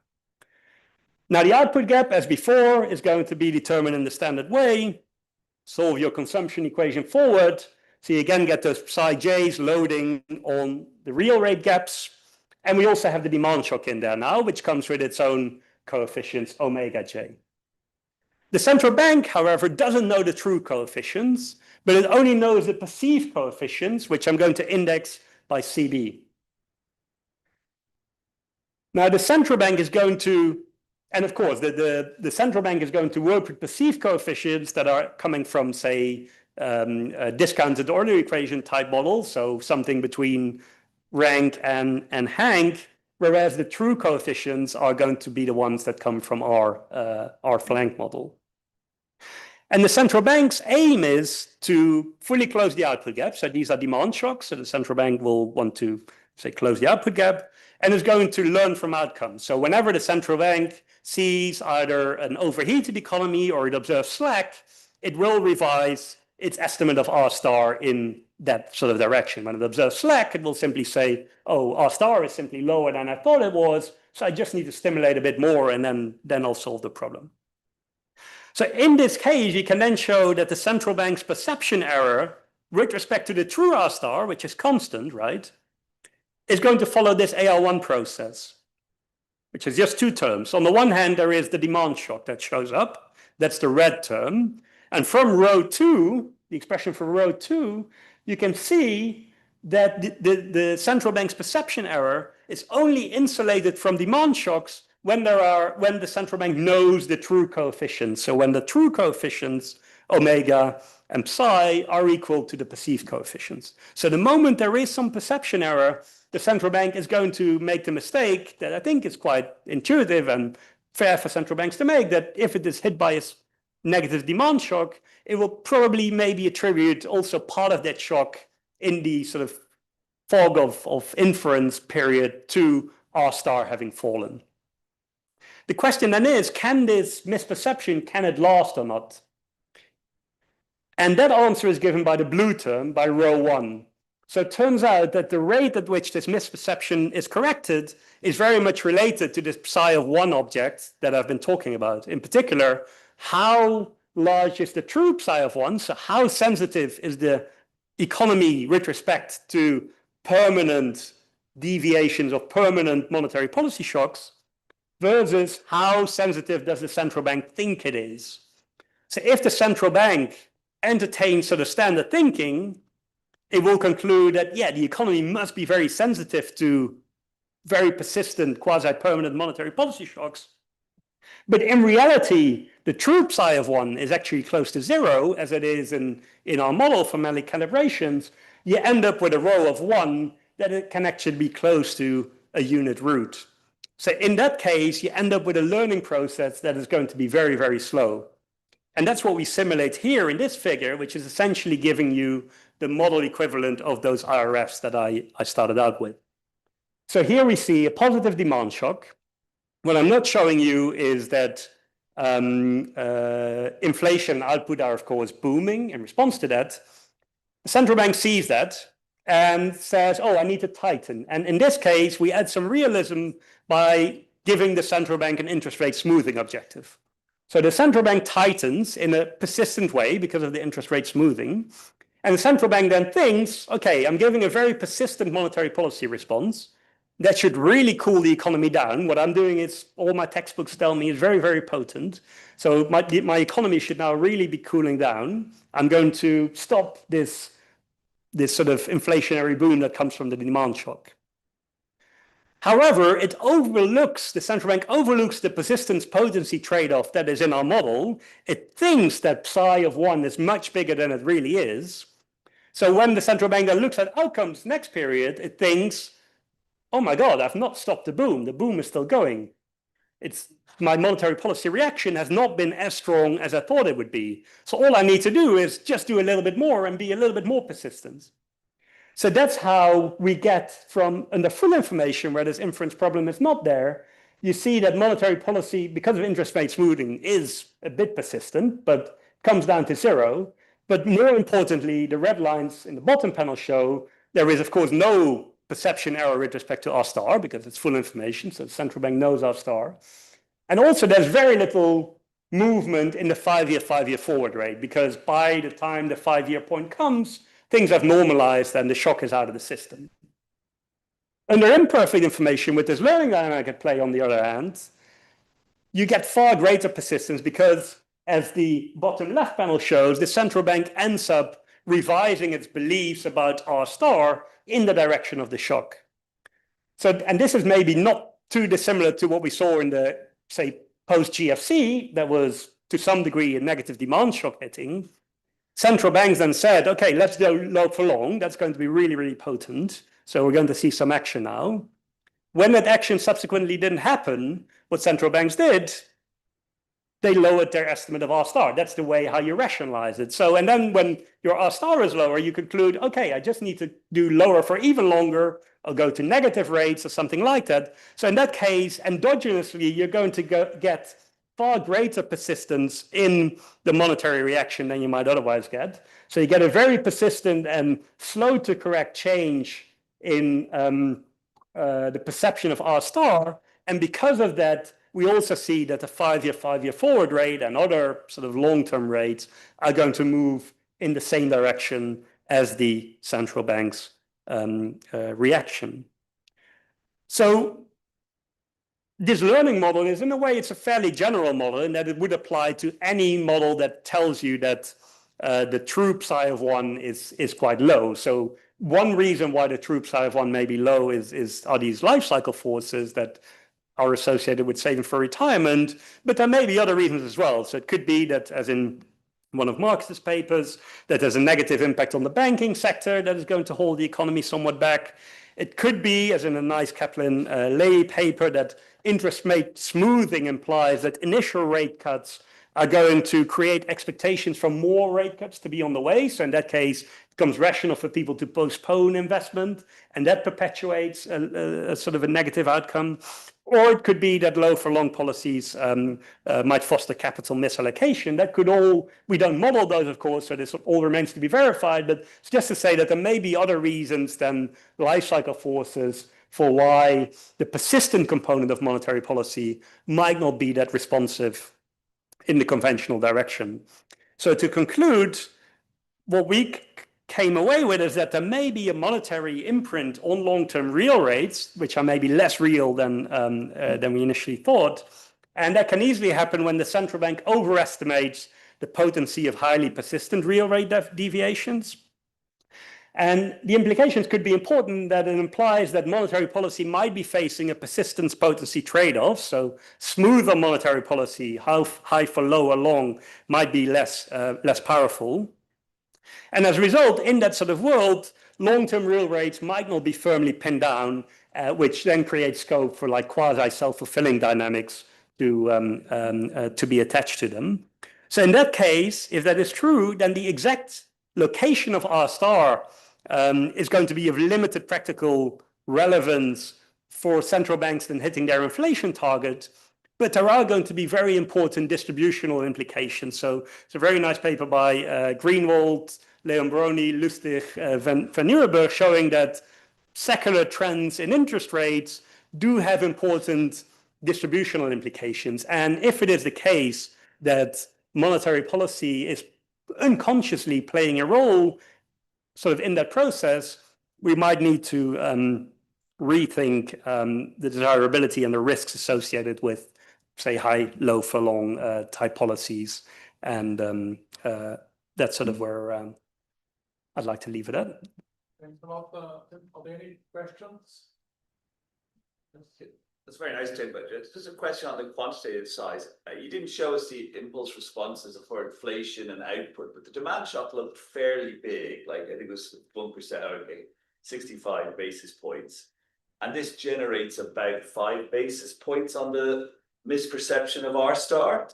So when we put it in the context of, say, the financial crisis, yeah, the R star moves were a lot bigger than that. You're gonna need a big misperception, and I was wondering how we would generate it in this framework. So yeah, good question. I don't know if you know, Paolo, what this shock does to inflation and output. The way we calibrated this is that it triggers a monetary policy reaction of 25 basis points, and in the end, the perception of R star and the real rate are going to be higher by about 5 basis points, which is similar to what we get in our initial empirical. So you kind of get a pass-through, a long-run pass-through, if you like, that of like a quarter to a fifth.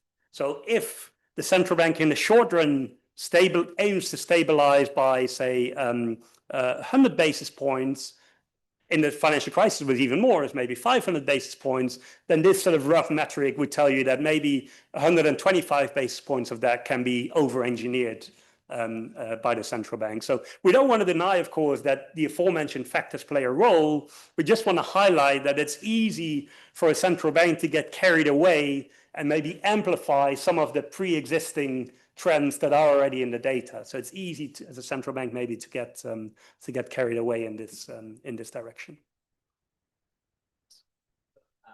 Just to ask more about the central bank shadow, the Hildebrand paper. Yeah. Is Fed stuff on long rate. I think very consistent with what you're telling us. There's a recent paper by, I think it's Hoffman, who show that the Fed effect seems to translate to long-term rates in the rest of the world. Yeah. But not vice versa. Yeah. Versus, I think the mechanism you have told us is really the symmetric mechanism. Yeah, good question. We'd have to. So this, of course, I guess this also goes to the international role of the dollar, I agree, it would be very interesting to think about this in a multi-country sort of context. And why is it indeed that about any central bank effectively make up its long rate? Well, yeah, this is a closed economy. We haven't done, like, when you enter like open economy forces in there, it remains to be seen how. So we think of this as best as approximating the US economy. With indeed an open economy, you would get like another force of attraction there, presumably from the US indeed, or from whatever the dominant financial country is. Okay, so we make the transition to the next team. Thank you very much.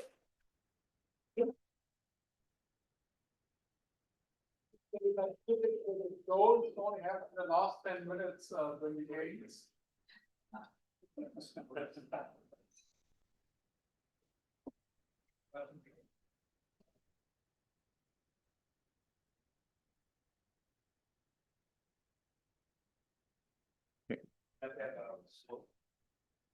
Right.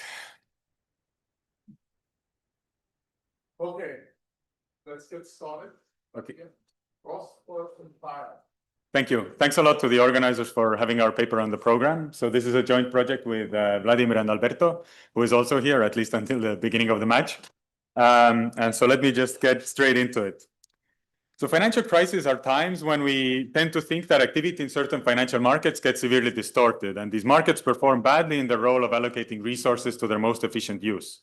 When it comes to the common narrative regarding productive activity, in crisis times, firms' financial constraints are tight for one reason or another, and they have difficulty in raising funds to buy assets. Now, depressed demand for assets pushes down asset prices, and this further hurts firms' financial conditions because they themselves hold these assets, and this can deepen and worsen the downturn. These ideas have grown out of a considerable amount of work in the macrofinance literature that has also led to policy prescriptions which are often guided by the fundamental idea that asset prices are as if too low in financial crisis times. And if policymakers could only intervene and boost asset prices, for example, by lowering interest rates or by engaging in asset purchases, they could improve firms' financial conditions and the efficiency of outcomes. So in this paper, what we want to do is we want to revisit this common narrative using a simple model of financial crisis where a key emphasis will be on the link between financial distress and the reallocation of capital across firms and productive assets across firms. Using this simple model allows us to illustrate that financial crisis can in principle be classified into one of two types, which we're going to label as fire sale crisis and demand freeze crisis. The key conceptual difference between these two types of crisis is going to be the question of where in the distribution of firms really the misallocation of assets shows up. In a fire sale crisis, more productive firms are forced to sell assets and shrink in size, whereas in a demand freeze crisis, more productive firms are unable to buy as many assets and expand as much as they would optimally like. Now, at first glance, both types of crises will share very similar key observable features. In both types of crises, the average firm's financial constraint is tighter than in normal times. Because these crises involve misallocation of productive assets, they're going to lead to inefficiently low output and welfare, and the depressed demand for assets pushes down asset prices. However, fire sale and demand freeze crises also differ in a critical respect. So like I was saying, in these crisis times, binding constraints push down capital accumulation, and in general equilibrium, then capital prices need to fall to clear markets. And it's exactly the marginal effect of a drop in asset prices on output and capital misallocation that differs in these two types of crises. In a fire sale crisis, the more productive entrepreneurs are going to be net sellers of capital. So when asset prices fall, this hurts the more productive entrepreneurs and the allocation of capital in the economy by forcing these entrepreneurs or these firms who are selling off capital to pay off their past debts to have to liquidate even more capital. However, in a demand freeze crisis, more productive entrepreneurs are going to be buyers of capital. So a drop in asset prices benefits them and the allocation of capital in the economy by allowing them to buy more capital. And we argue that this distinction has key implications for the impact of policy interventions in these types of crises. So what we're going to do in this paper is we're going to focus on simple ex-post policy interventions in the form of lowering interest rates and the government engaging in asset purchases. And following conventional common wisdom, both of these types of interventions will raise asset prices in these crisis times. However, because of these outlined general equilibrium effects that I just pointed out, this increase in asset prices can have very different effects.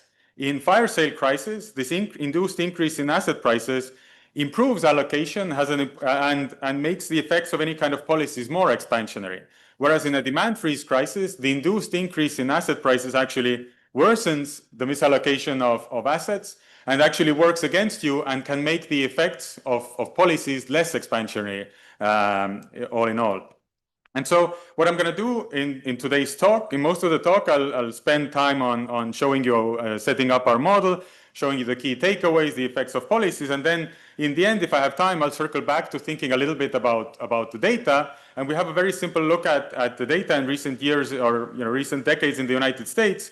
And the United States economy really seems to be more like an economy, at least through the lens of our model, that has crises of the type of demand freezes and not so much of fire sale type crises. Now, to finish off the motivation and the introduction of the paper, so our paper allows to shed light and inform a common policy discussion that often keeps recurring about the idea of interventions in asset markets. So some policymakers and economists have voiced the view that asset purchases are necessary to boost asset prices, to improve firms' financial conditions, and to support markets and mitigate the severity of crisis. Whereas some others have voiced the concern that maybe intervening in asset markets and then playing around with asset prices might lead to distortions and misallocation. And so what our model allows us to do is actually to talk to both views, kind of put them against each other and really weigh them against each other depending on the type of crisis where you find yourself in. So let me just, without further ado, jump straight into the model. So what we do is we use a simple model with standard of a 3-period model with standard features common in the literature.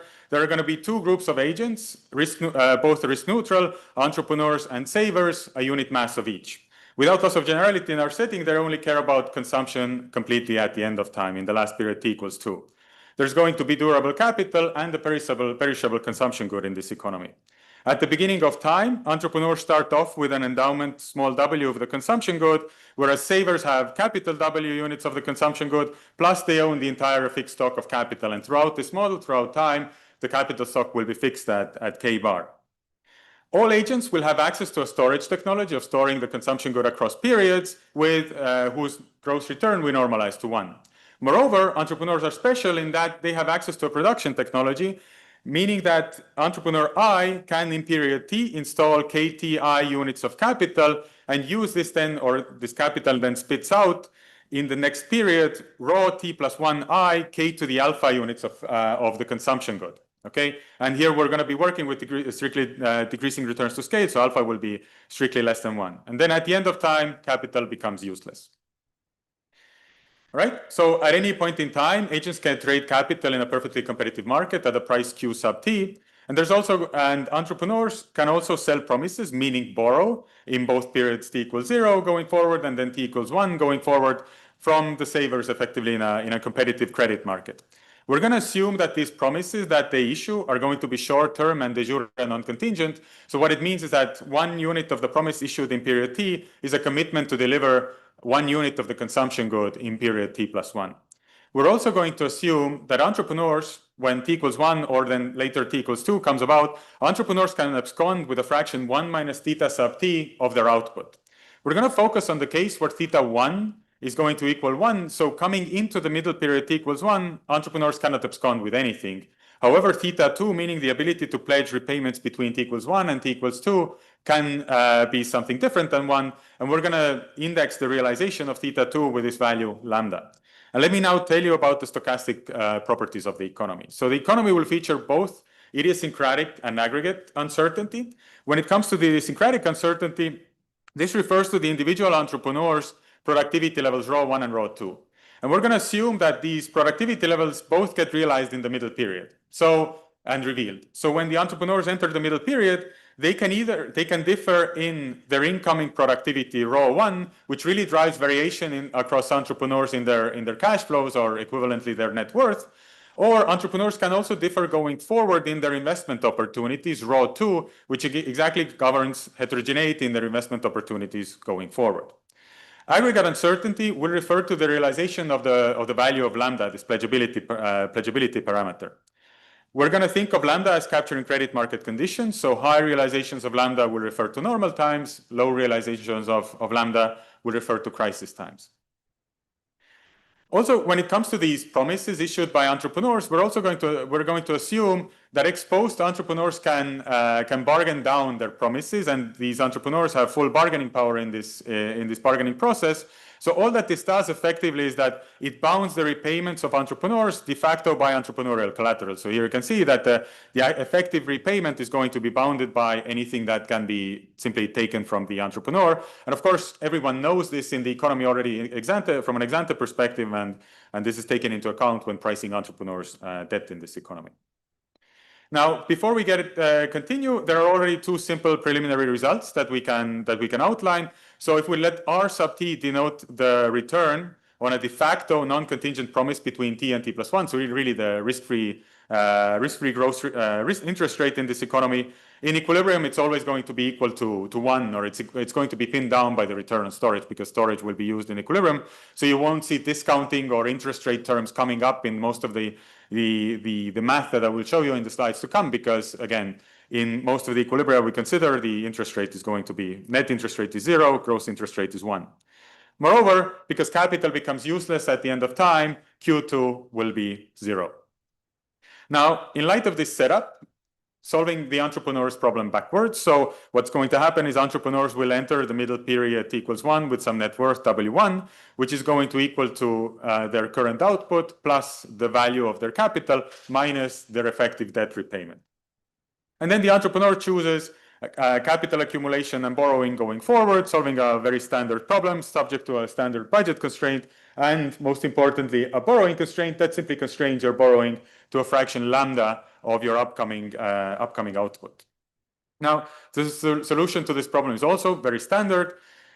So each entrepreneur has their individual raw 2, and they face capital price in the asset price in the market, and that pins down each individual entrepreneur's optimal scale, K star. And there's an accompanying amount of net worth that you need, W star, to be able to afford that amount of capital. So if an entrepreneur enters the middle period with net worth above their own W star, they invest at the optimal scale. If the entrepreneur has net worth less than W star, they borrow to the limit and invest everything that is possible. Now, in the interest of results to come, it's going to be useful to define this object nu that is going to denote the marginal value of an extra unit of net worth for an individual entrepreneur entering in this middle period.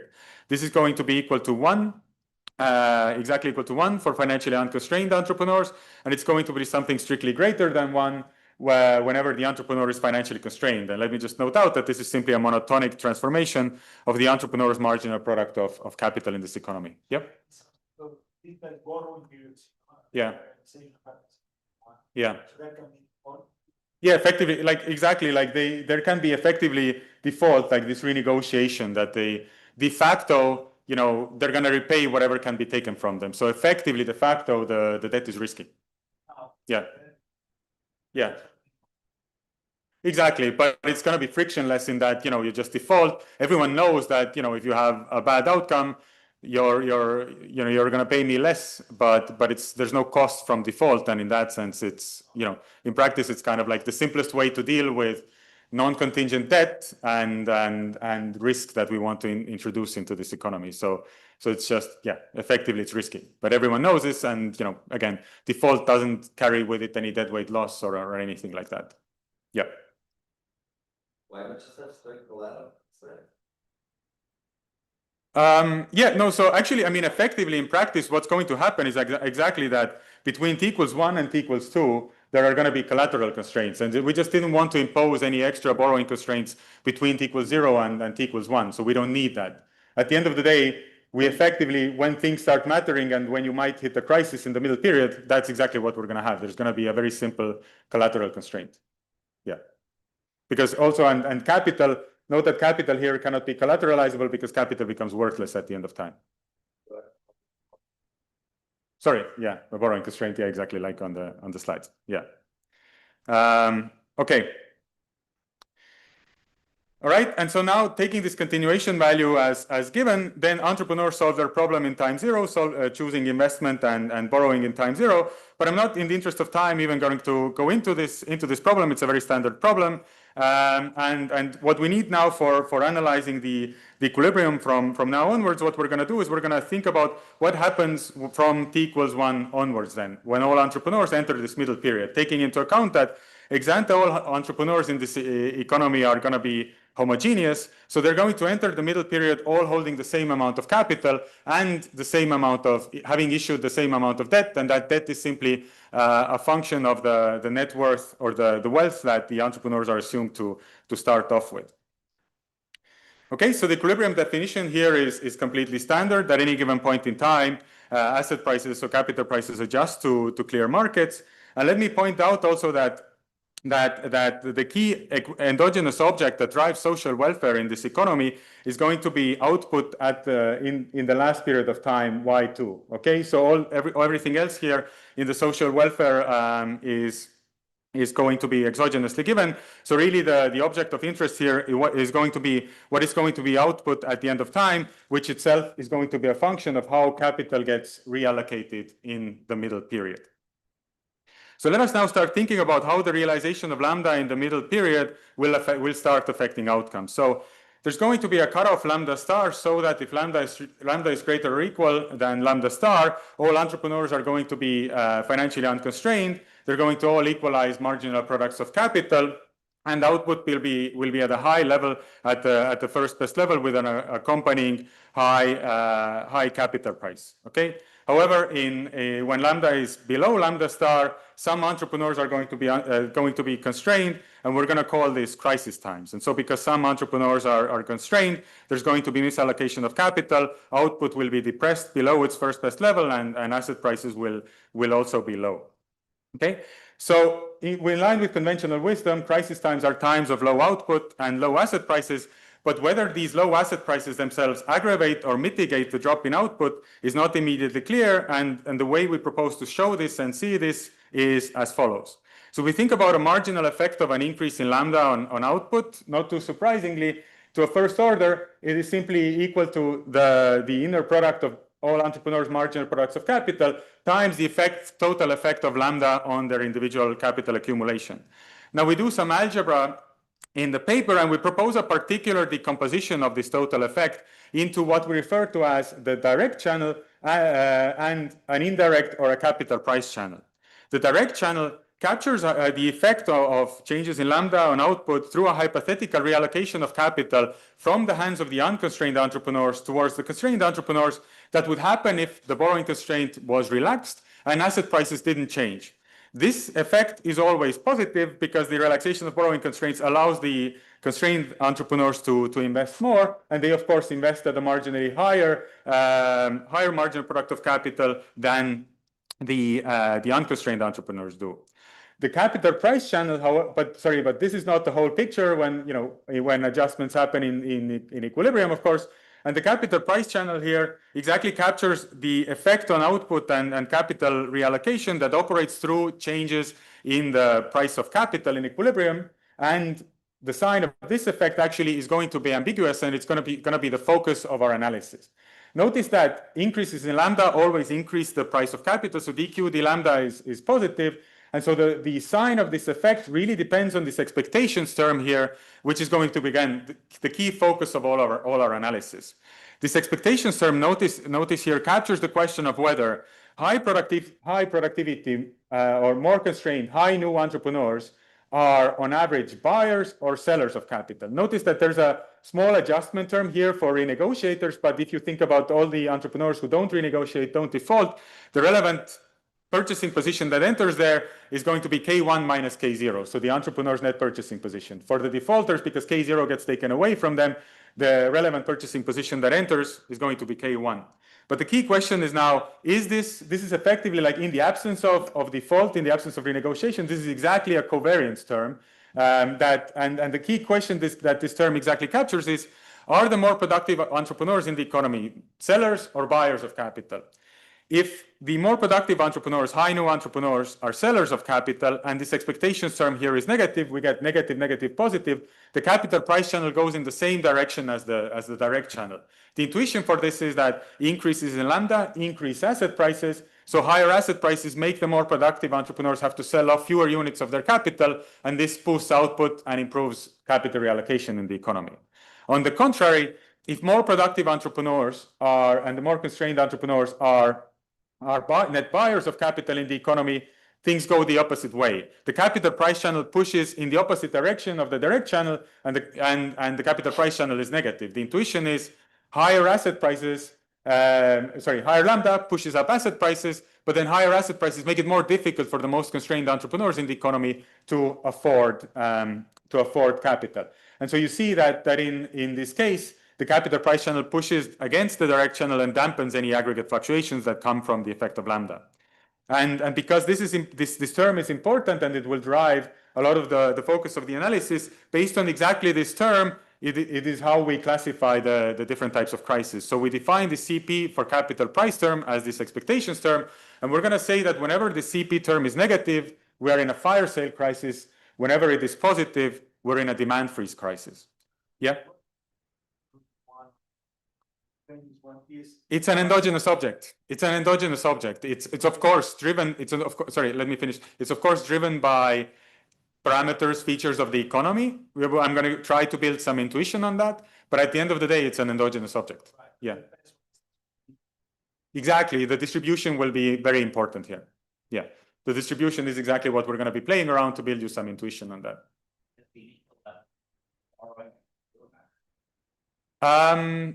Also, yes, of course. So basically, like, if you think about the initial borrowing at time 0, that determines how indebted are going to be the entrepreneurs coming into the middle period. So when lambda falls, how bad are things going to get? That can also drive. So I actually have a robustness slide where exactly I kind of mentioned that simply by changing the calibrated degree of leverage in the economy can quite a bit change the picture. Yeah. Okay. And so analogously, what we're going to define is that at the individual entrepreneur level, we're going to call all entrepreneurs who are financially constrained and who operate in the market as sellers, we're going to call them fire sellers, and all the entrepreneurs who are constrained and operate as buyers in the market, we're going to call them frozen buyers.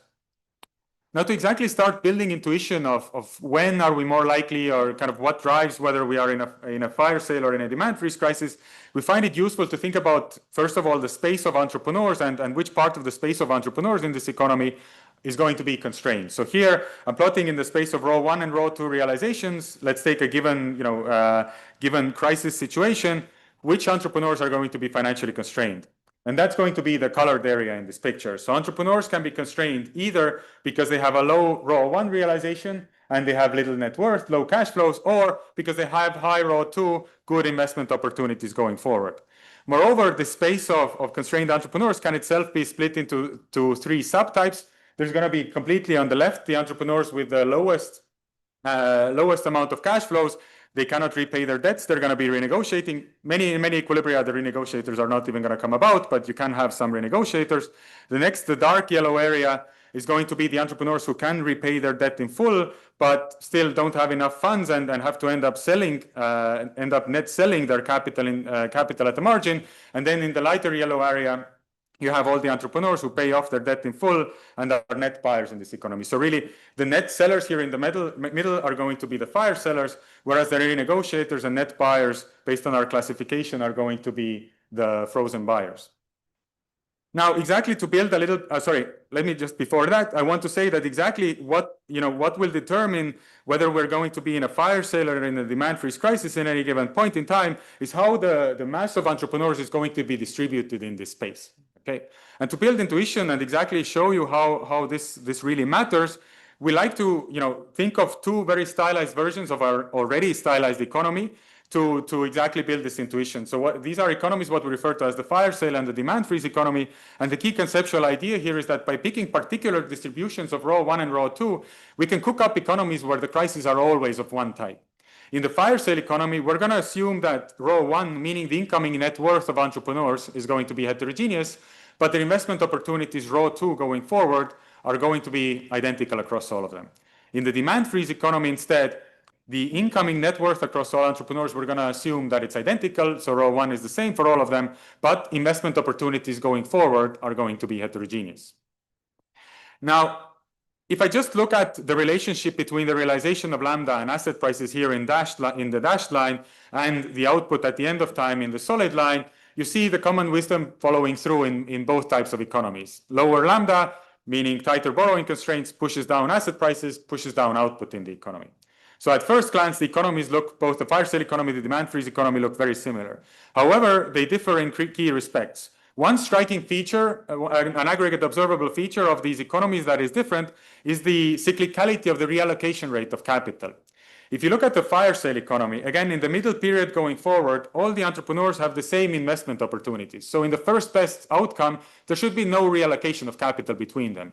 However, when the crisis hits and constraints start tightening, some low cash flow entrepreneurs need to start selling off their units of capital, and that generates inefficient reallocation. On the contrary, in the demand freeze economy, in the frictionless case, there's a lot of reallocation of capital across entrepreneurs because they have their different investment opportunities going forward. So capital should make its way into the hands of the high row to entrepreneurs. And that exactly happens when lambda is high. However, when lambda drops and borrowing constraints start tightening, that efficient reallocation gets hindered because not all entrepreneurs can buy all the capital that they would like to buy. And so what is going on really at the micro level? So here exactly I'm plotting kind of scatter plots of drawn entrepreneurs, the scatter plot of entrepreneurs drawn from the population of these two economies. And I'm plotting on the vertical axis the new and the tightness of their constraints, and on the horizontal axis their net purchasing position, exactly to characterize the sign of this expectations term. On the left, in the fire sale economy, exactly everyone has the same investment opportunities going forward, but coming into the middle period, some entrepreneurs have to sell off some of their, so this is for a given lambda, they have to sell off some of their units of capital, and become constrained and they underinvest. So the high new entrepreneurs are going to be fire sellers here, and the expectations term here becomes negative. And so this is by definition a fire sale crisis.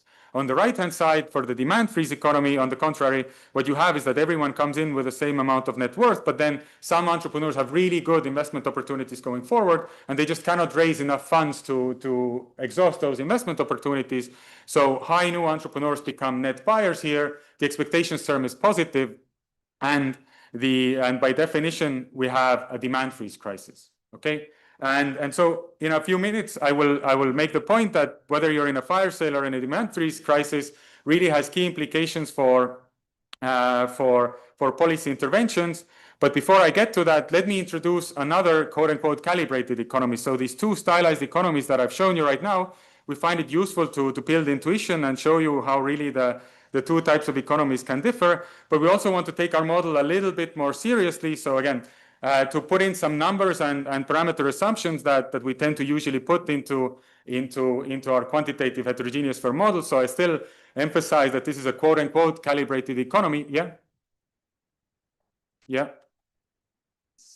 But I want to also link this to something also by but I think it's related to both relocation, but also the cost of relocation, right? Because I understand the idea here is like whether the cost of reallocation is enough counter-cyclical to make sure it's super hard, right, for people to really relocate. Yeah. No, the way I would think about it exactly along those lines is that, you know, if you're in the demand freeze economy, there should be a lot of reallocation of capital in the status quo. But then when it becomes costly because of the financial constraints tightening. That's the way to think about it, that the cost is really, the high cost of reallocation here is synonymous with the financial constraint tightening. So that's the way to think about it. Yeah, that's the way I would relate to that. Yeah? This also means there's no bankruptcies in the demand freeze economy and crisis times. It's just, I can't buy stuff that I have a good situation. Well, I mean, in this very stylized economy right now, I mean, I could have introduced more variation and we could have had the bottom guys default, but we wanted to keep this example very simple. So we don't have default here taking place, but in principle, there could have been default taking place. But we just set up this simple example in a way that renegotiation is not taking place. Yeah. Again, had I assumed that these entrepreneurs had come in with a lot more debt, some of them could have defaulted. Yeah. And that would have changed the scatter plot picture here. But again, we wanted to keep it super clean. So that's why I'm showing you the picture for a low enough debt level that default isn't happening in this particular equilibrium.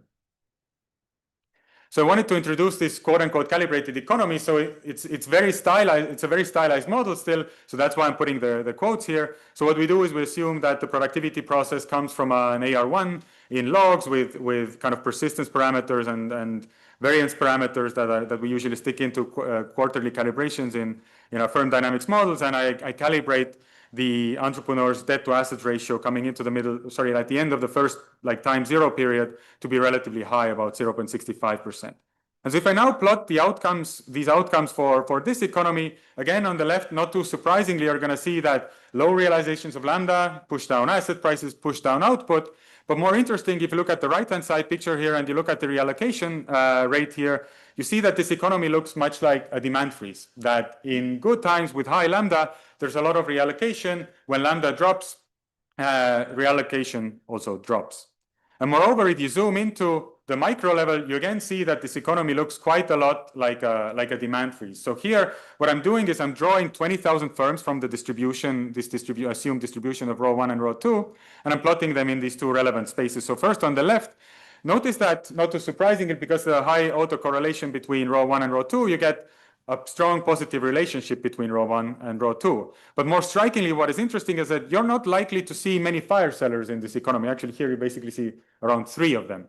And so what's going on here is that firms who realize low cash flows have even lower investment opportunities, or essentially they have also low investment opportunities. So what's going on here is that cash flows are linear in row 1, whereas investment opportunities are convex in row 2. So what happens in this particular crisis in this world is that most of the constrained entrepreneurs in this economy are going to be the high cash flow entrepreneurs whose investment desires are even higher than their cash flows allow them to afford. And so when you look at the scatter plot on the right-hand side picture, you're going to see that this expectation CP term here is going to be positive, and we're going to get a demand freeze crisis in this particular case.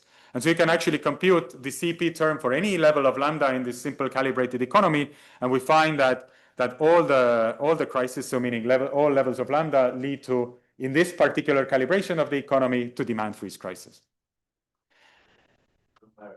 It's a numerical result. It's not a theoretical result. Yeah, it's a numerical result. It's particular to the calibration. So now finally, let me talk about how do we think about interventions, the effects of, In the calibration, what is the correlation that you have? I have a high one, it's 0.9. I have also, like in the paper we have, in the backup slides, I have robustness tests. Even what is striking is that even if we take everything else the same and I set the correlation to 0, so you get like a round plot, even there, you start seeing a lot more fire sellers here. You start seeing a circle where there's a lot of red, a lot of blue, but even then, we actually get that there are demand freezes. So yeah, again, it's going to be a quantitative result, and it's going to be at the end of the day, what is the sign exactly of that covariance? And in this particular economy, if I set it even to 0, it just barely becomes, but it's going to be a demand freeze throughout. Yeah. So not that this is just like the worst case scenario for you, but I was wondering if you think like an asset pricing or something. They have these growth firms or value firms or something. So it's like the firms that have the low row 1 today and high row 2 tomorrow. Yeah. The diagonal. Exactly, the diagonal would go the opposite way, and I'm pretty sure that would generate you a strong fire sale world. Yeah. Because you're going to get guys here who have low cash flow, so they really cannot afford much, and they have very good investment opportunities, and all the high cash flow guys are going to have bad investment opportunities, so you're going to exactly get the flipping of the sign. And so that kind of a world would very much look like a fire sale. Yeah.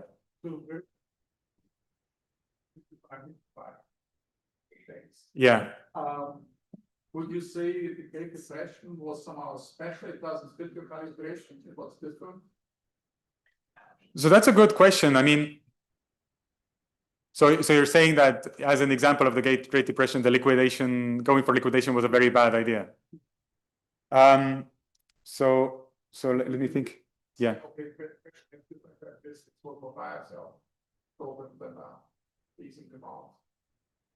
Yeah, no, I mean, again, that could like to square it with that, a very simple answer would be that it could have been that the distribution of firms at that point in time was more of a fire sale crisis type. But again, kind of the point is that, I guess there's the question of liquidation letting firms be liquidated versus intervening in the capital markets and pushing up asset prices. And I guess our core focus of the policy interventions here is not so much of should I step in and save these firms directly? Of course, I want to give them transfers, and I would want to do that independently if I'm in the fire sale or a demand freeze world. The question is, do we want to intervene in the asset markets? That's kind of our core focus. And that will really be driven by whether you're in a fire sale or in a demand freeze. Yes? If you have a state variable after it's going to be a state distribution or company, right? And that could be largely determined depending on like what kind of policy imposed and maybe there's some fundamentals, but that's what said, right? So also as you can see the composition of the shifting along the side. Absolutely. So that's kind of something that we want to take away from this analysis is that if you think about this expectations term that drives whether you're in a fire sale or in a demand freeze, actually it's very general. It has nothing to do with a particular 3-period model that we consider. What is simply stylized about our 3-period model is this very particular distribution that comes here. What you could do is you could just go to your favorite firm dynamics model with financial constraints like infinite horizon, take a snapshot at any given point in time, compute this object that we tell you, compute the tightness of the constraint, and like again, if you have depreciation, you need to adjust a little bit the purchasing position. But at the end of the day, the key insight about the marginal effect of changes in asset prices on capital misallocation is very general. And so you could take a fully dynamic model, infinite horizon, compute that same object, and it will tell you what the marginal effect of changes in asset prices would do, and whether you're in a fire sale or in a demand freeze crisis in your particular model. Yeah. Okay, so let me hurry along. So now finally, let's talk about policy intervention. So as I foreshadowed early on, what we're going to do is we're going to focus on very simple ex-post policy interventions in one particular crisis state with zero measure. So there are not going to be any effects on time zero expectations or time zero decisions. We're going to model interest rate policy very simply as taxes or subsidies on storage. So moving around the risk-free interest rate in this economy. And we're going to think of asset purchases as the government stepping in, using lump sum taxes on savers to buy up some kg units of capital and operating itself with some fixed marginal productivity of capital, rho G. Okay, now based on, it is going to be clear that lower interest rates are going to boost the demand for capital, both by the constrained agents and constrained entrepreneurs and the unconstrained entrepreneurs, and capital purchases directly boost demand for capital. So both of those types of interventions have a clear monotonic effect on asset prices in this economy. However, what is the effect on output and capital misallocation is exactly not immediately obvious, and we find it useful again to think about it through a similar decomposition as we proposed before. So if we think now about an effect of an increase in R1, so dY/dR here for interest rate increases, we can again decompose it into a particular direct effect, direct channel, and the part going through the changes in capital prices. What the direct effect here, the direct channel captures is this direct effect is always negative, and this effect, what it captures is the idea that when you raise interest rates in the economy, because interest rates show up in the borrowing constraint of the entrepreneurs, that tightens the borrowing constraint of constrained entrepreneurs and reallocates capital away from their hands, conditional on asset prices. However, again, the remaining capital price part, again, captures what effect the interest rate change has on output through changes in asset prices. And again, the sign of this effect operates or is governed by our familiar CP term, this expectations term. If we're in a fire sale crisis and the CP term is negative, we get negative, negative, negative. This is going to be also negative, so the capital price channel pushes in the same direction as the direct channel. So higher interest rates push down asset prices, make fire sellers have to sell more. However, if we're in a demand freeze, the capital price channel goes the opposite way, okay? Because again, higher interest rates push down asset prices, but that's a good thing for the most constrained entrepreneurs, the frozen buyers. And so the capital price channel pushes against the direct channel. And things are, because this is a very stylized model, things can be even so stark that the sign of the effect of interest rates on output is ambiguous in a demand freeze crisis in this economy. Now, if we think about, yeah?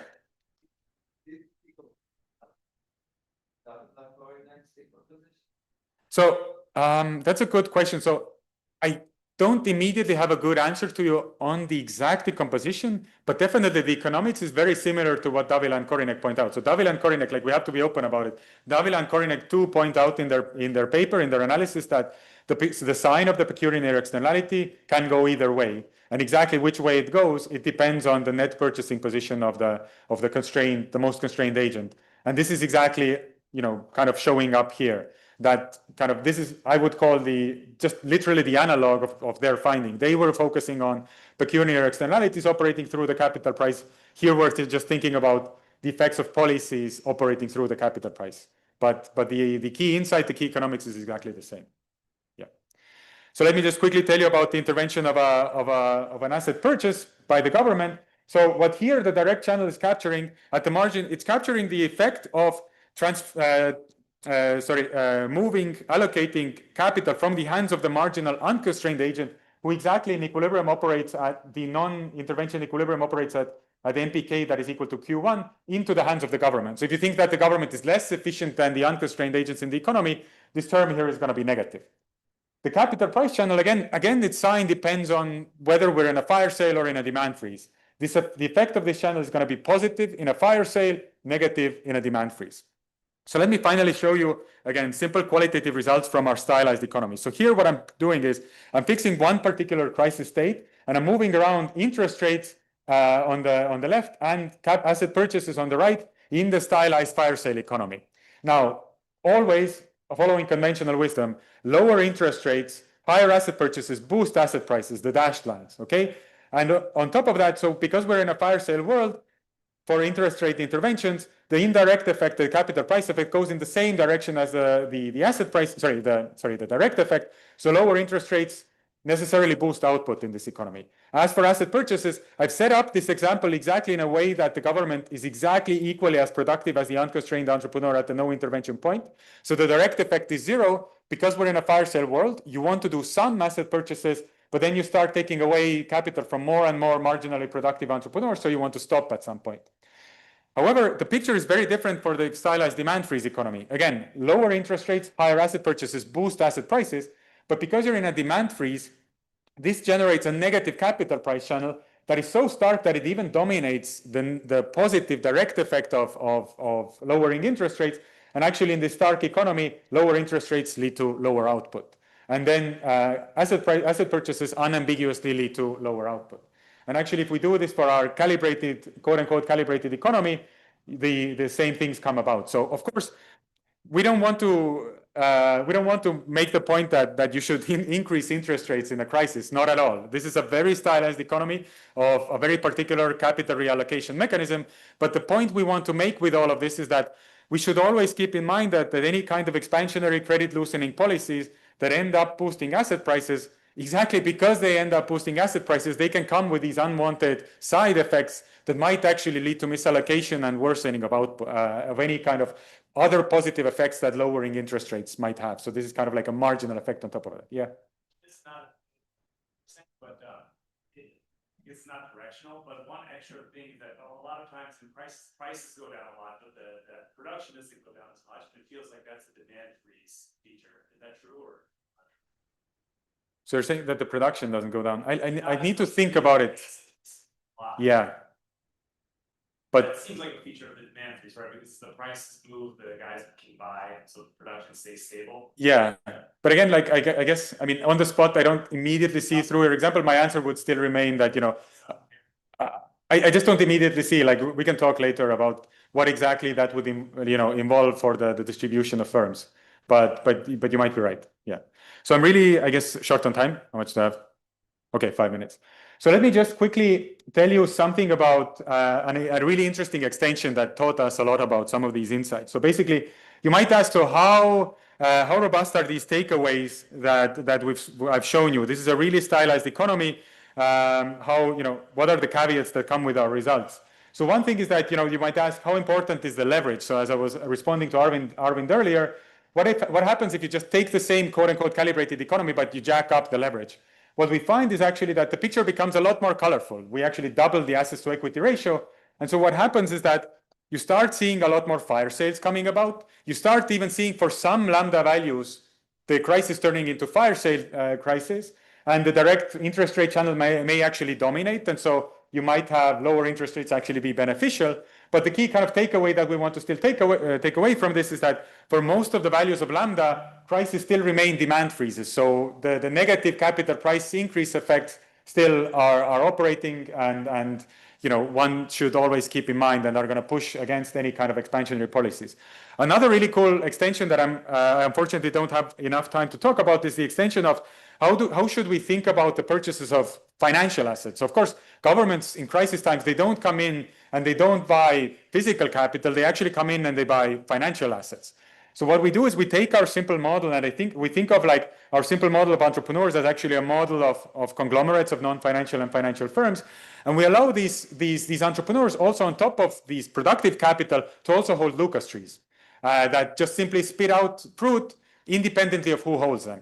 And now what happens is that in crisis times, the entrepreneurs who are most in need of financing, they're going to fire sell and sell off the Lucas trees. So financial markets are going to experience always fire sales. However, when the crisis is very deep and the asset price, the Lucas tree price is depressed, the government can step in and start buying up the Lucas tree and boost the Lucas tree price. And you might think, well, in financial markets, there's an ongoing fire sale. That should be a good thing. Actually, what happens is if the government steps in, boosts the Lucas tree price, that has a direct effect of transferring funds into the hands of the most constrained agents. That's a good thing. That's a good positive direct effect. But this intervention is still going to have an effect on the prices of physical capital in the physical capital market, and by boosting both the demand for physical capital by the constrained guys, but also by the unconstrained guys, because if you intervene in the financial assets market, you push up their price, you push down the return, you make the unconstrained entrepreneurs actually tilt more into physical capital, and you can end up boosting physical capital prices. And the striking thing is that even though you have a fire sale in the financial assets market, if you simultaneously have a demand freeze in the physical capital market, asset purchases in financial asset markets could still push down output in the financial markets could push down output, because at the end of the day, what we really care about is the allocation of physical capital, not about the reallocation of financial assets.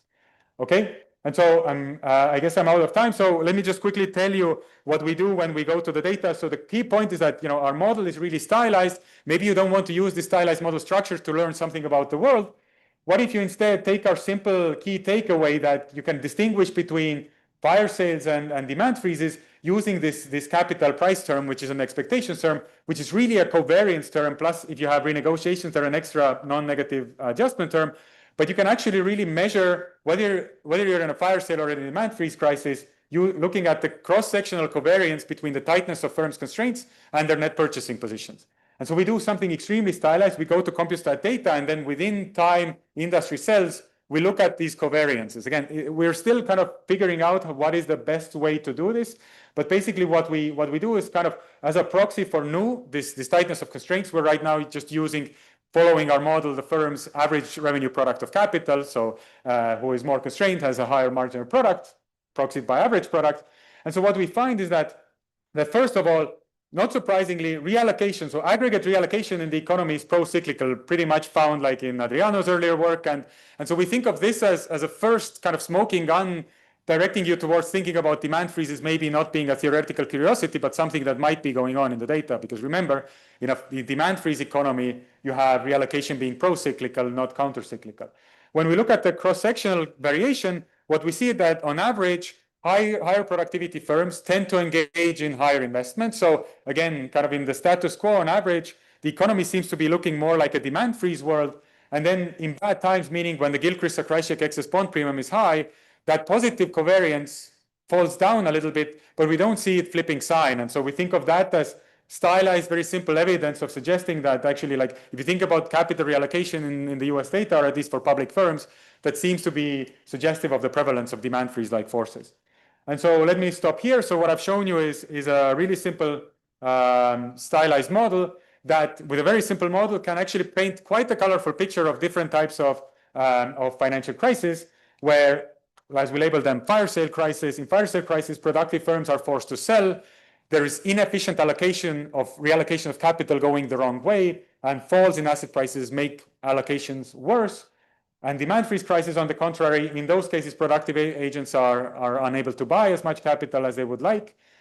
there is the reallocation of capital goes the right way, but just not strongly enough, and drops in asset prices are going to improve allocations, and these effects are crucial for policy. In fire sale crisis, increasing asset prices is a good thing and boosts any expansionary effects of any kind of policies you might think of, whereas boosts in asset prices are going to work against you in demand freeze crisis.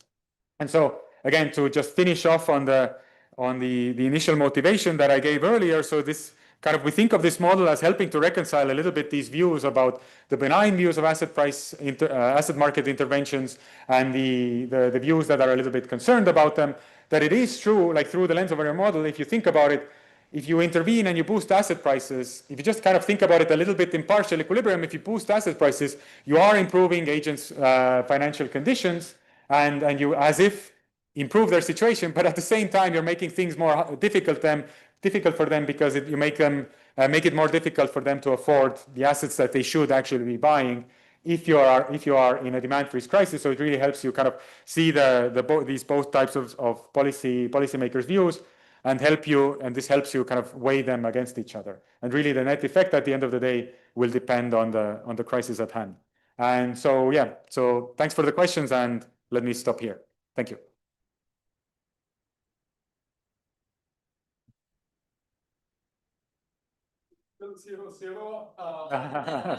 So we can ask questions. In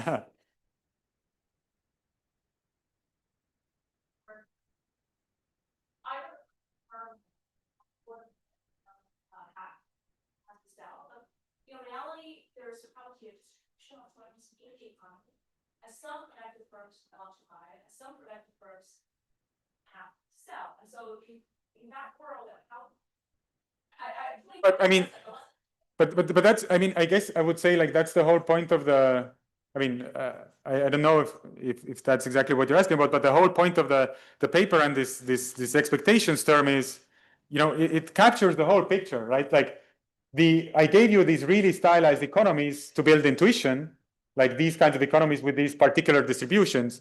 But what I'm saying is that in reality, you know, you can always compute this object. That's kind of what I'm saying. That you just, this object, you know, these clouds of points of entrepreneurs in this space, they can be very complicated, but still you can always compute that expectations term, and that's going to tell you in which case you are, in which situation you are. Yeah.